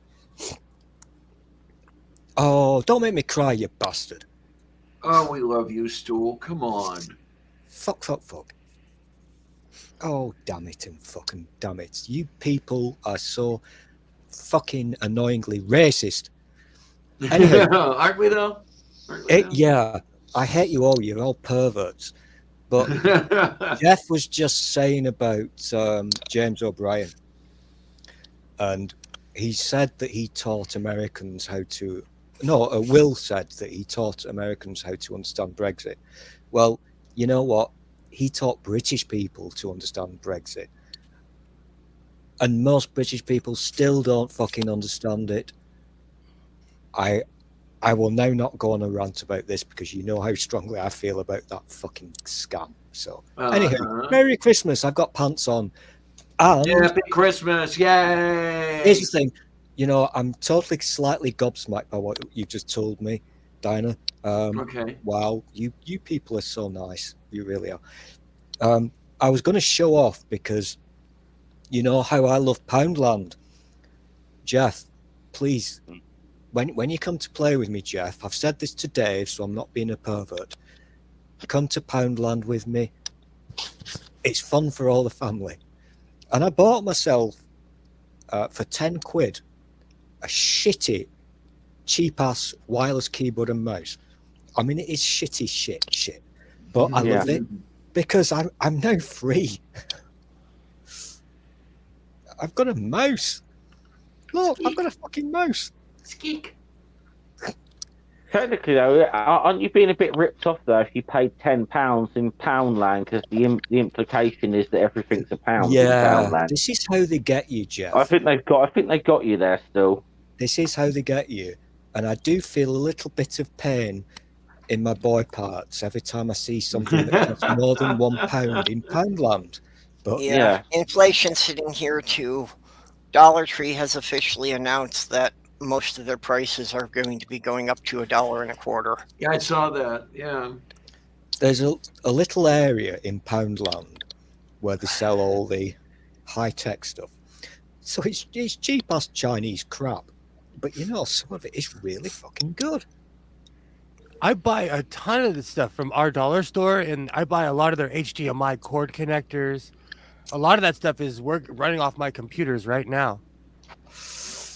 So I couldn't buy they quite just a lot of stuff at the Dollar Tree. Me too. couldn't they just change their name to Dollar Tree Quarter Shrub?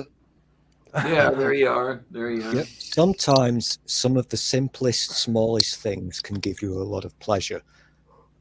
There's a joke there. I'm not going to do it. But having a bloody keyboard and a mouse, wow. There's a great channel. I forget what the name of it is, but this guy, does props and movie special effects. And one of his common challenges is he's like, okay, I've got $5. I'm going to Dollar Tree, and we're going to build a spaceship. And he just grabs random stuff at Dollar Tree and he builds a model of a ship. That's awesome. Groovy. I go off when I go to my local 99-cent store. And they started selling sewing accessories. So I buy crazy stuff from China, like little snip scissors and all kinds of weird stuff. I'm completely addicted Yeah, to Sloth Girl's been getting Poundland. little balls of yarn at Dollar Tree. Same here at our Poundland. dollar store. Same thing. Poundland is, honestly, you could spend a day in there and it excites me. It makes me a happy bunny. It really does. Just don't do I that in love- public. The one thing I don't like about our 99-cent store now is that it's not just $1 anymore, They have stuff that's $10, stuff that's $5. They do tend to be a little bit naughty, though, in Poundland. Apart from the things not being a pound, well, we can live with that. But they have some really nice food in there. And that's nice when you're poor. The price of bread is amazingly cheap. And I don't know what a loaf of... Jeff will probably be able to help me. I don't know what the correct price is for a loaf of bread these days. Just your standard, whatever, Warburton's or Kingsmill. But if you can get 2 for £1.50, that's pretty good. That's Yeah. pretty, that is You pretty got to be a decent, little actually. careful with what you get for food wise at the dollar joints. I bought noodles. They're made in Mexico. A buck a pound, which actually isn't that different from American pricing either. Jenny, you've perked my But interest. nonetheless, let me finish. let me Sorry. finish the story, punk, or I'll come over there and punch you out. Sorry, Oh, can I watch? I don't like this new technology. Anyways, so I get the stuff home and I open it up to cook it, and the first thing that greets my nostrils is the overwhelming smell of mildew. Oh no! Now I couldn't see any on the noodles, but how do you have the smell of mildew without the mildew actually being there? Yeah. So I figured it was just so low developed yet that it's not seeable, but it's there. Or it might be encased in the cardboard. When you talk No, about it was a Jenny, cellophane bag. Oh, when you wow, talk that's about even noodles, are these like cheap ass or posh or what? Oh, cheap ass. Okay, because one of my I'm so fucking humbled. Somebody bought me a huge pack of cheap ass noodles. And I love them. They're the best thing ever. They're so spicy. And yeah, weird things are coming out of my bottom, but Noodles. In America, we what we consider noodles are a little bit different. That's racist, Will, because my noodles are Chinese, so be careful what you say. Don't start hating on the Chinese now, Will. Come on, it's Christmas. I am a racist. Yeah. No racism at Christmas, please. Yeah, Dollar General is the chain here that's actually sounds more like Poundland. It's the next step up from Dollar Tree. That rather than everything being $1, it's like there's a lot of stuff in there that's $5 to $10. We have the Dollar Tree and the 99-cent store. Our Dollar Tree though is the best. Two questions for Jeff. Do you actually have a Poundland in your area, Jeff? Nearest one's about 4 or 5 miles from me. Yeah. Oh, that's not local, is it? You see, because Not of really. my It's not shit right on my situation, my situation is very shit. But at the same time, it's glorious because everything is like 2 inches away from me. I've got all the shops literally 10 seconds away. So I've got my Poundland. And I went into Poundland it was a couple of weeks ago because I wanted bread. Bread is important. Yes. But they sell out of bread very quickly. They don't have much of it. Same here. And because of the B word, they can't, how that works. Yeah. So I discovered a new shop across just across the road from it, called Heron Foods. Have you heard of that, Jeff? Never. It's a cheap-ass place for the poors. And I went in, and it's really good. And again, I found bread aplenty. And it's not stuff from Czechoslovakia. It's the proper stuff that we would buy in Tesco or Sainsbury's. But it's half the fucking price. Do you know what scares me in this entire story is that you think that 4 miles is a far trip. It is kind of long. You think 4 miles? Like I'm a car driving American. Yeah, well, Americans have a different concept. Yeah, exactly. You've driven on British roads, Will. You might realize. I get it.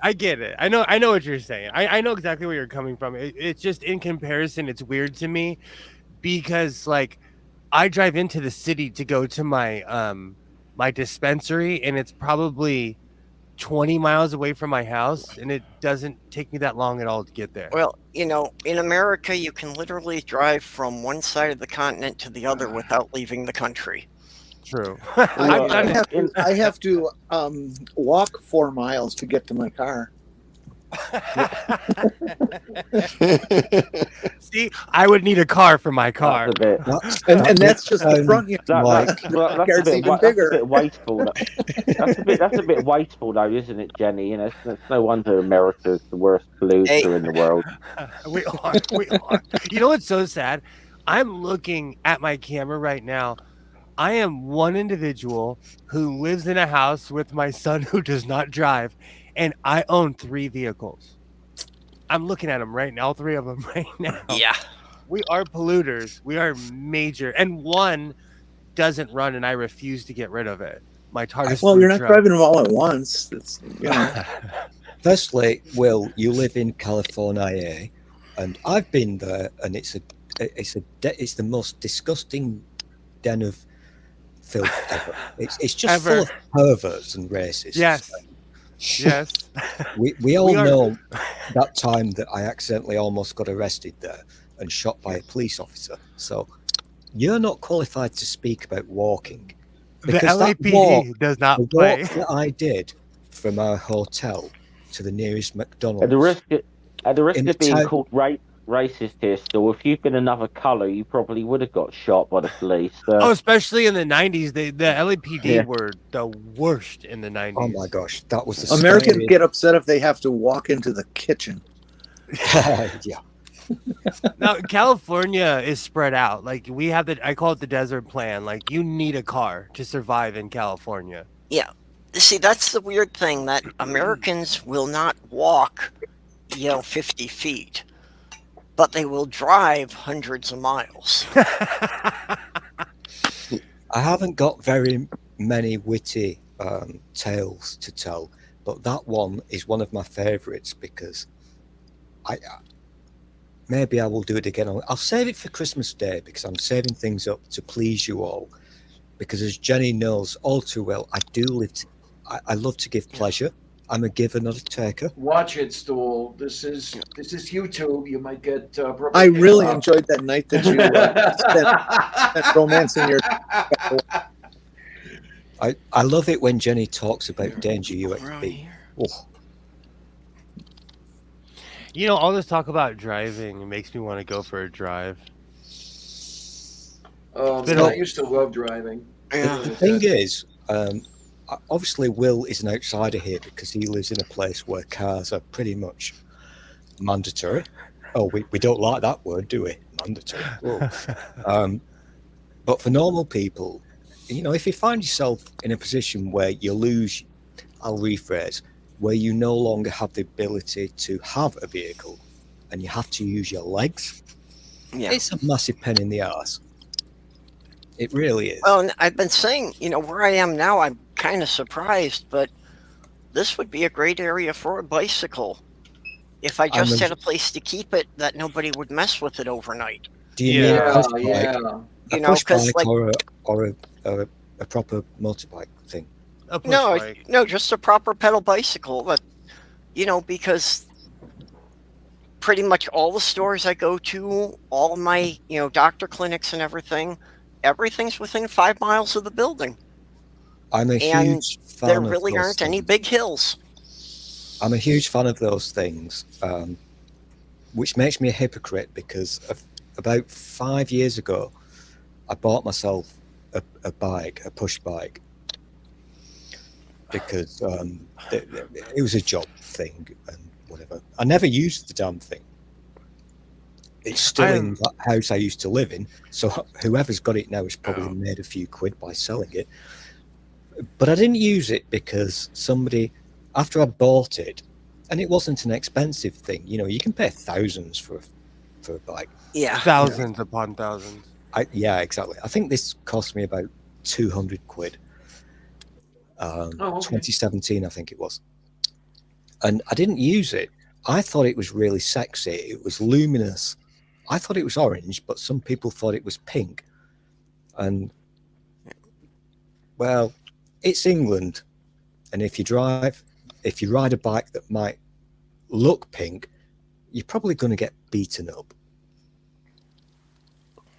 What's funny? In America, you have the probability of getting shot, so most people leave people alone, at least here in LA. Mm-hmm. And if you're on a pink bike, someone will just say, "Hey." I'll try my best to dig the photos out, and I absolutely assure you it wasn't pink. It was orange, and it was really sexy. But England is a weird place. Jeff will confirm this. Oh, I've been there. You guys have. It is. You literally. It is strange.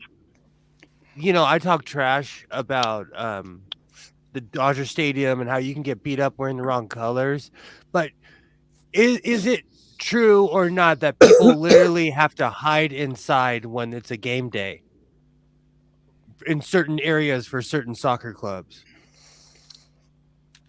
because the hooligans are out? Yes, it is. Thank you, Jeff. Thank you for telling the truth. Because America is not all rainbows and blowjobs. It's the same here. It's just most people wear Dodger blue, so we just, you just know. Well, we have that here from time to time. I mean, the last time the Twins were in the World Series, they were flipping over and burning cars. Mm-hmm. Oh, those were great teams. I remember that era. I miss that. It was just so random about, just people randomly setting fires in the streets just because our team was in the World Series. It's like, what the fuck, people? It got so bad here. I feel I should that clarify that isn't necessarily like every single match or whatever, but there's definitely certain clubs, certain areas. Yeah, I would avoid like the plague on match days. I mean, I there's definitely some spots in London you definitely would want to avoid on match days. I can assure you. same thing in LA when the Lakers won the championship, I want to say 5 or 6 years ago. You could see on the helicopter shot, people were walking into the city to burn it down. So when the Dodgers won the World Series, they cut off certain streets. People just walked under the freeway and they came into downtown and burnt it down anyway. Jeff, without doxing It's me, crazy. because I know you're a bit of a naughty, cheeky bugger. I'm joking, I love you. But are you aware or do you remember in which town I live? Still, everyone say knows yes or where no. you live. Everyone knows where you live. I know, I have no shame. I don't care. But the town in which I live has a football team, obviously. And when I was a kid, the original football ground was about 2 minutes away from the house I grew up in. And the easiest way for people to get to that football ground was to walk down the street on which I lived. So you would have literally, and I've just used the L word, you would literally have thousands and thousands of football fans walking past my front window when I was a kid. And most of them were going to do fighting. And it was scary. It was very scary. Luckily, they moved that football stadium to another place. You're free to Google. I have no secrets. It used to be called the Reebok Stadium. It's now called something else. I don't know. Yeah. I know I forget the name of the old ground, but I know where. I know what it was called Burnden Park. Whoops. Burnden Park. That was it. Burnden Park. I mean, there's certain things like sometimes it depends on who's playing, for example. Now, if we get any time in the last sort of 15, 20 years, and now thankfully this fixture doesn't happen too often, but Southampton and Portsmouth, like if I can tell you now, they basically, the police pretty much order the pubs to close in Southampton when that fixture's on. That's crazy. That's crazy. And there's one time where strangely enough, they didn't, when the fixture was reversed in Portsmouth, they didn't order that. And the Portsmouth fans went on a blooming riot, despite the fact they actually won that day. I mean, we joked that the riot actually caused £1 million worth of improvements to the city, but but yeah, I mean, there's parts of this. I do actually like Portsmouth as a town. It's got some great things to go and see there, but there's definitely areas of it that are very, very rough. Hey, Yarmulke, man. Hey, Randy, it's been a while. You know how once we get through this thing called Christmas, we've got the New Year's thing, as you Americans call it, and that's when we think back over the previous year, and we all say nice things and what have you. And I'm going to say this one right now, because I'll forget. I love Jeff because I pretend that I understand football. I do not understand football. One of the best things ever this year was when Jeff made me watch football, and it was hilarious, and it was awesome. And you're stealing my topic from my. I'm going to do a year in review. Dude, exactly. That's kind of that was the three. That was you, myself, Will, and was it Hops? Was he there with us? Hops was there. Yeah. Are you kidding me? I didn't know who Marcus Rashford was, and now I know his entire life story. Maybe this indicates how sad my life is, but that was one of the highlights of 2020. Is it 2021? I forget. But whatever year it fucking is, that was the highlight of my life. That was an amazing run. Just for Americans who don't know Marcus Rashford, yes, he's an English soccer player. He's a black English soccer player. He did a lot of campaigning, like about a year or so ago, essentially about so kids could have free school meals. And then Yeah. when he missed the penalty in the final, you had politicians sort of saying, "Yeah, perhaps we should stick to football and not to politics." And so which we all sort of replied, "You assholes have been doing your fucking jobs in the first place. He wouldn't have to get involved." He was It's been feeding people, and they hated him for it. Yeah. It's been a very interesting, but not in the good way, year, Jeff. There's a hell of a lot of shit to talk about on the review of the year. I'm not happy about it, but I've been a dick and I've interrupted yet again. I'm so sorry, Purple. Can we all just say speaking hello of interrupting, Can we all just say hello to Harmonica Man, because he's got himself a bookshelf. That's because I'm in the library right now in the basement. Oh, you have a library? I knew it. And I have to come to town to be on the internet. So usually I just check everything, say hi to everyone. Oh, my bad. I'm sorry. Go back home. And that's what I'm going to do here in a few minutes. But I just thought I'd come on and say hi to everybody while you're all live. Hey, just Hi, to make Randy. you Awesome to see you again, dude. Yeah, we miss make- you, man. And now Okay, bye-bye, Jenny's because been I trying got to to get say out of here. All right, just Jenny. to Okay, make you Jenny. feel better, Right. Harmonica. Thanks Bye. for letting me be here.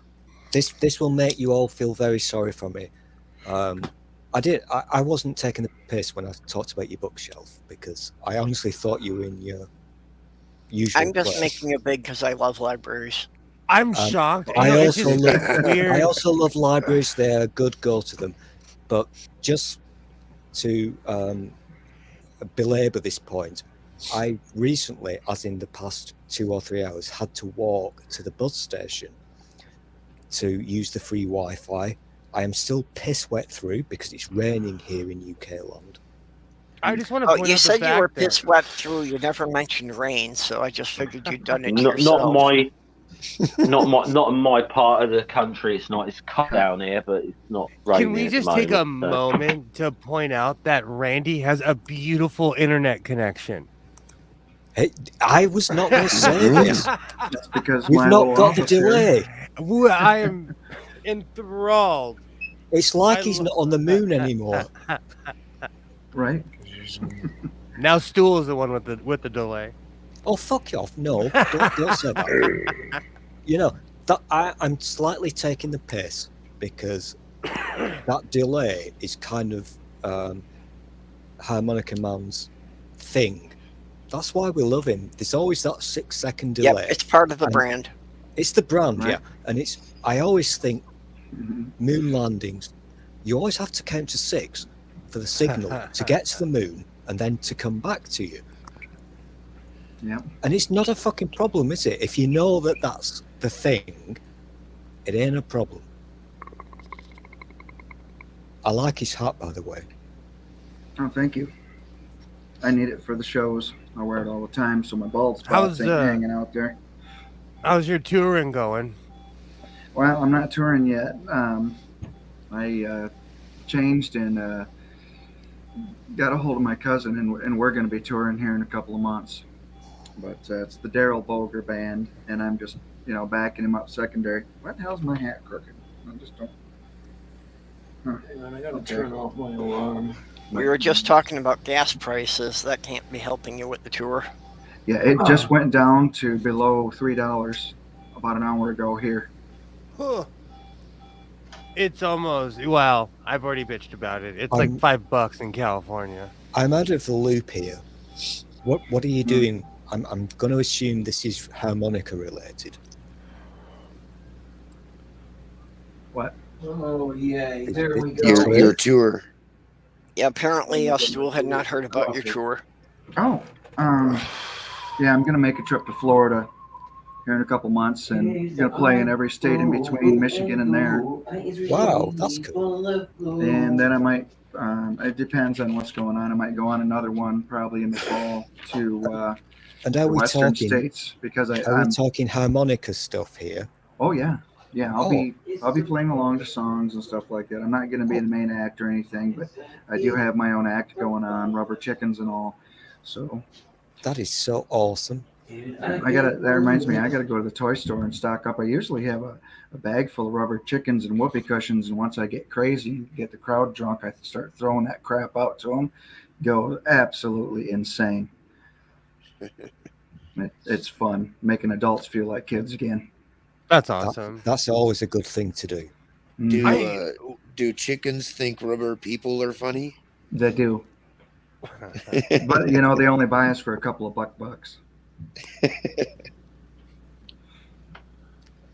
You know what? I love going to live shows, and I've been pent up in the house for 2 years. So, yeah. Well, so here's the thing. The mayor just gave me a website to go to for veterans, to where I can get discounts off of concert tickets.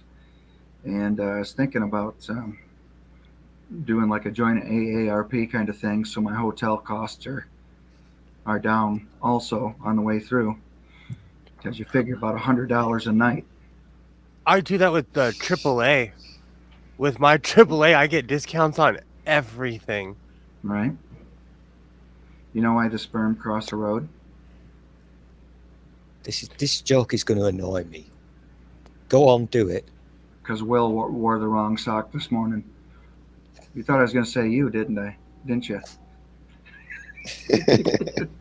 I'm odd socks, no socks, free balling, free willy. Yeah, I'm gonna sit here. Willy. I'm gonna sit here and drink my coffee like Walter. Yes, but Will, what about the stiff, crunchy socks? That's right up there with don't eat yellow snow, don't piss in the wind. That's on the list. I have it on the wall. What's worse is if you got stiff, crunchy sock and you realize that you haven't done that like recently, so it's your son's. No. Okay, so because of his age, grossed out. Because of his age, I either have a grabber arm, or I'm an old school parent, so I make him clean his room, make his own bed and stuff. I make him hold himself accountable. So if there's even a towel in his room, he has to take it straight to the washer or dryer, because there's no way I'm going to touch that thing. Well, I'm sorry, folks, but I do have to go. I'm sorry to interrupt, Will. It was great talking to you. Awesome seeing you. Okay, Randy. Thanks for stopping in. This is the weirdest thing ever. I've never in my life heard you when you're not speaking from the moon. He's gone. Yes, it was weird because he didn't have a delay. Weird. I was counting to 6 every time he finished. Yeah, even when he showed up in person, there was a 5-second delay in the conversations. That's hilarious. I love that, Perps. That is so funny. Can you imagine if that actually happened in real life? That's like me when I'm stood in real life and I say lol to somebody. What the fuck? I don't say lol. I'm too old for lol. Okay, well, actually, folks, we've been going 3 hours here, and I've got a really busy week, so I really should try to wrap this up here and get on to doing some other things. Before you do that, Perps, I've just realised I need to make something very clear. I'm not vain. That huge fuck-off mirror there, that's the only mirror I could find. It's like the size of your house, but it's the only thing I could find to actually have a shave. And I found it. Yeah, I'm a borrower. Will would love me. I was about to say, there's nothing wrong with being a borrower, as a professional borrower. Yeah, well, like I said, I gotta see how much I can get done today and still get to bed at a reasonable hour, because tonight is like my last chance to sleep before Sunday morning. Yeah.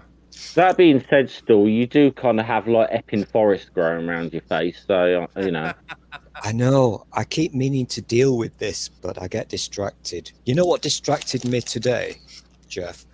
I will attend to this, but every time I go into a shop that sells Space Raiders, not just the small packets, but the big ones. Space Raiders? Yeah. They're, yeah. Some kind of a snack food, I take it. What? That's a food? snack, yeah. Wow. I just thought that was... Girl, wow. Which flavour still, if you don't mind me asking? I think you know the answer, Jeff. Got to be pickled onion, isn't it? So, as You the know where I'm coming as from. the official West Coast American, I would like to say fucking ew. Pickled what? Pickled onion. You don't know what the fuck you're missing. No, I don't think I've ever seen that flavor here.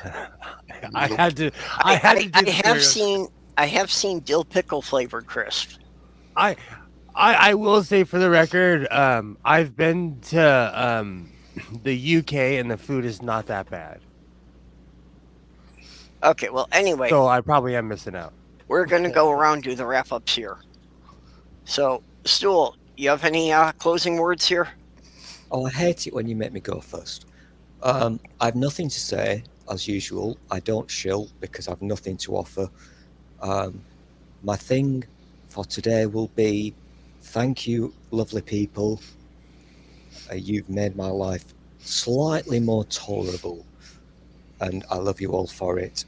And I hope you all have a wonderful Christmas and a slightly better 2022. That's it. I'm done now. Okay, Jeff. Thanks as usual. Thanks for having me on.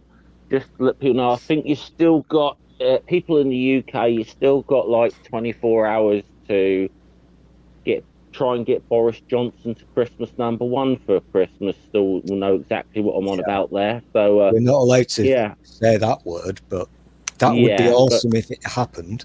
Yeah, it would. Even if we got him into the top 10, I think it would be pretty damn good, actually. I think it's actually number 8 on the iTunes charts right now. Yeah, so it was number 4 on the Apples yes, a couple of days ago. So, what else? Yeah, well, you probably next time you'll see me is part of the Purples Marathon. I believe I'm doing 10 till midnight UK time Christmas Eve. Yeah. So yeah, I'll certainly be tuning in. Yep, I got Jeff for 10 to midnight GMT Christmas Eve. Oh my God, you've got the best slot, Jeff. Yeah, midnight mass spot. I'll bring my carols. Yep. We've got a couple of people are unconfirmed yet, but at this point we only have one empty time slot that we need someone to take. And that's actually it's 8 p.m. US Central, 2 a.m. GMT. So that's actually the morning of Boxing Day for the UK, the evening of Christmas Day for the US.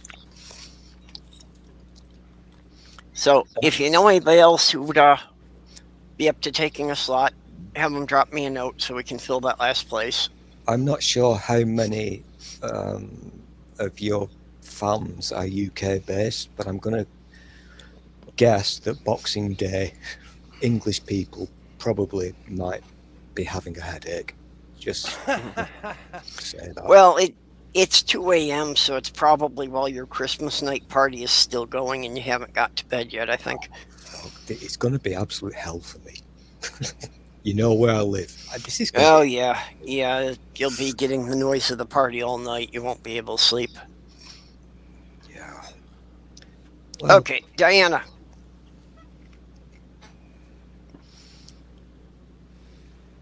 Did we lose Diana? She was moving around a minute ago. Diana. Yeah, you're muted, Diana. That's why. Oh, okay. There you Give me go. a minute. Give me a minute. I got you.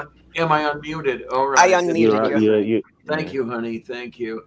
Hello, ladies, gentlemen, and everyone in between. How the heck are you? I am Diana Clarion, the Lavender Lady.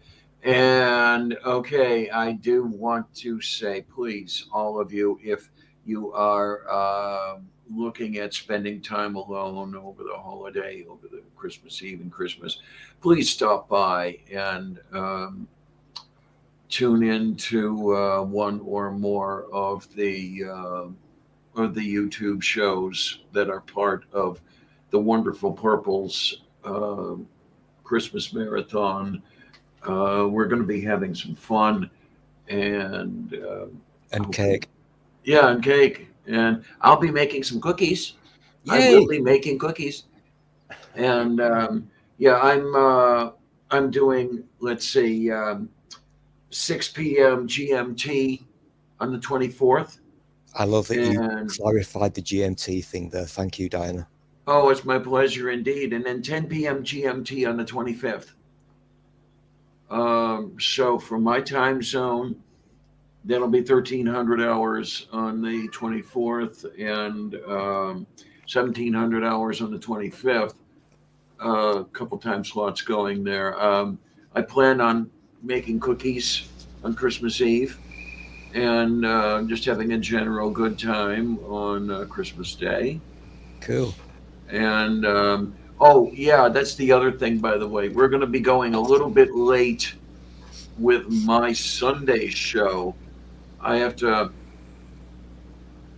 check with Kate. We decided to move the show because unfortunately I have dialysis at 6 a.m. on Sunday. They moved it because of the Christmas holiday, so I have to be up at like 3 On a.m. Boxing Day? Yeah. Oh, shit, no. Yeah, well, Boxing Day isn't a big thing here in the U.S. Damn, that's shit. Yeah, it is, isn't it? I mean, really, it truly is. Damn, I'm so sorry. That is so shit. Yeah. But I want to call her again and make sure I remember what time, because I don't remember what time we said we were going to move it to. And then we're going to have a messed up schedule for New Year's Day as well. That's in the future. Let's get through Christmas first. Yeah, let's do not worry that. about next year. I'm pretty sure if we all look after each other, we can get through this Christmas thing, and then we'll think about New Year's. Okay. And that'll be good. And then I think that's pretty much it. I'll pass the baton. I'm dropping the link in the YouTube chat for the kickoff for the Christmas marathon. And if people go there and open up the description, you'll have the full schedule. So you can see, it'll have all the links for who's on at any hour. Just so on anytime that matter, before that, or, even after that stream is run, you'll be able to go there and, check the schedule to see who's currently running at any hour. There you go. Purple, I love you dearly, and you know this.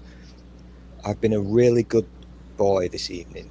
Do I still have to join you on that first stream? You don't have to.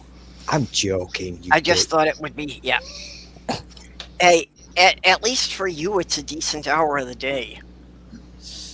Now, for me, not only is it before sunrise, but it's also only going to be a couple hours after I've wrapped up my Thursday night stream.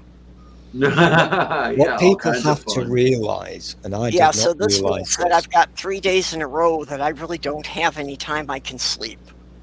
People need to realize I only discovered this a few days ago because I'm the weird newbie here.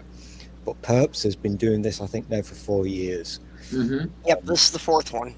And that's I think it's an awesome thing that you do, Perps. I really do. I'm not being a dick when I say this. Because there are people, for whatever reason, let's not judge, whatever, who kind of need a bit of, I don't know, whatever, over the Christmas period. Yep. The whole point was just to make sure, that anybody who was stuck home alone would have some place to go to have friends to talk to.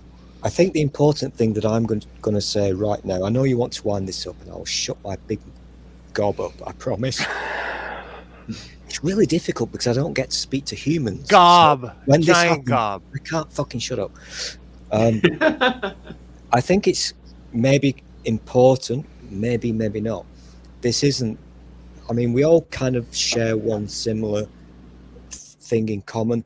What Perps is doing is not a group of people getting together to be atheists and to say, "Ooh, Jesus doesn't exist." It ain't about that.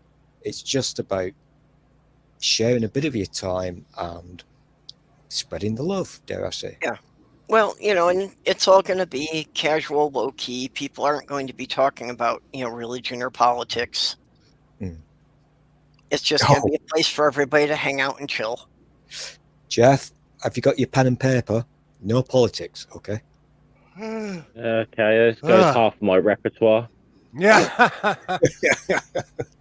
No politics or religion, so there's the other half. Oh, you pretty much. It looks like I'm doing a sports stream then.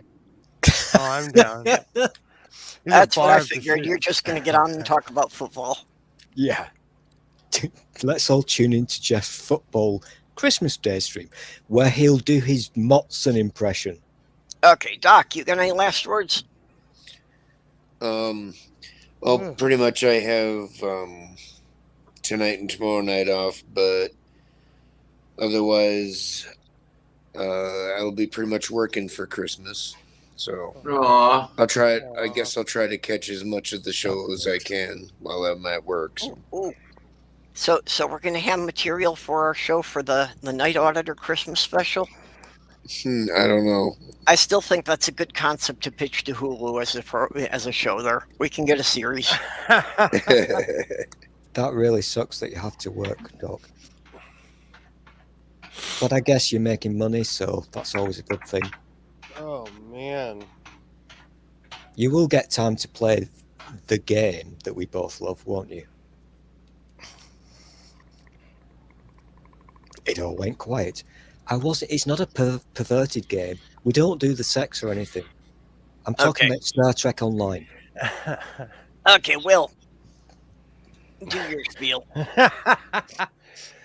Okay, I gotta jump into the pool. I'm a bit cold. We go.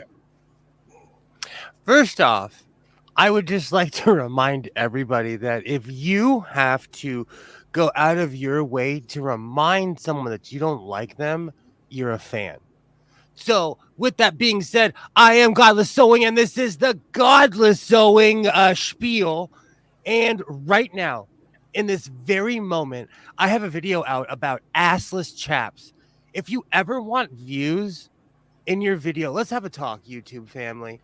If you ever want views, just put the word assless chaps in your thumbnail and see what happens. With that being said, right now I have a video out. Go see it. Everybody gets cake for Christmas. I will be doing a stream from 10 o'clock to midnight on Christmas night. And that's California time for sane people. And that's Christmas in America. So I'll be eating something sugary and shooting off bullets. So with the assless chaps, you're saying that instead of a year in review, we're just going to get a view of your rear. Oh, like I said, everyone's getting cake for Christmas. I love that. So with that being said, don't forget to tip your waitress. Live your life in peace, or you're going to end up bitter and old, and it's not worth it. Yep. So, okay, well, we pretty much covered Godless Sewing. Yep. We pretty much covered it for the Christmas marathon, so the link is there. Like I say, you can go to that and you can get the full schedule, see who's hosting at every hour. And other than that, yeah, I'll be back here and be doing a Christmas marathon pre-show tomorrow night at 10. And then after that, we'll just see what happens next week after we get through this. Yeah, let's get through it and don't think about the New Year's thing. That's a thing for future, worries. Okay, so thanks everybody for coming. We'll catch you all later. Bye-bye all. Take care, everybody.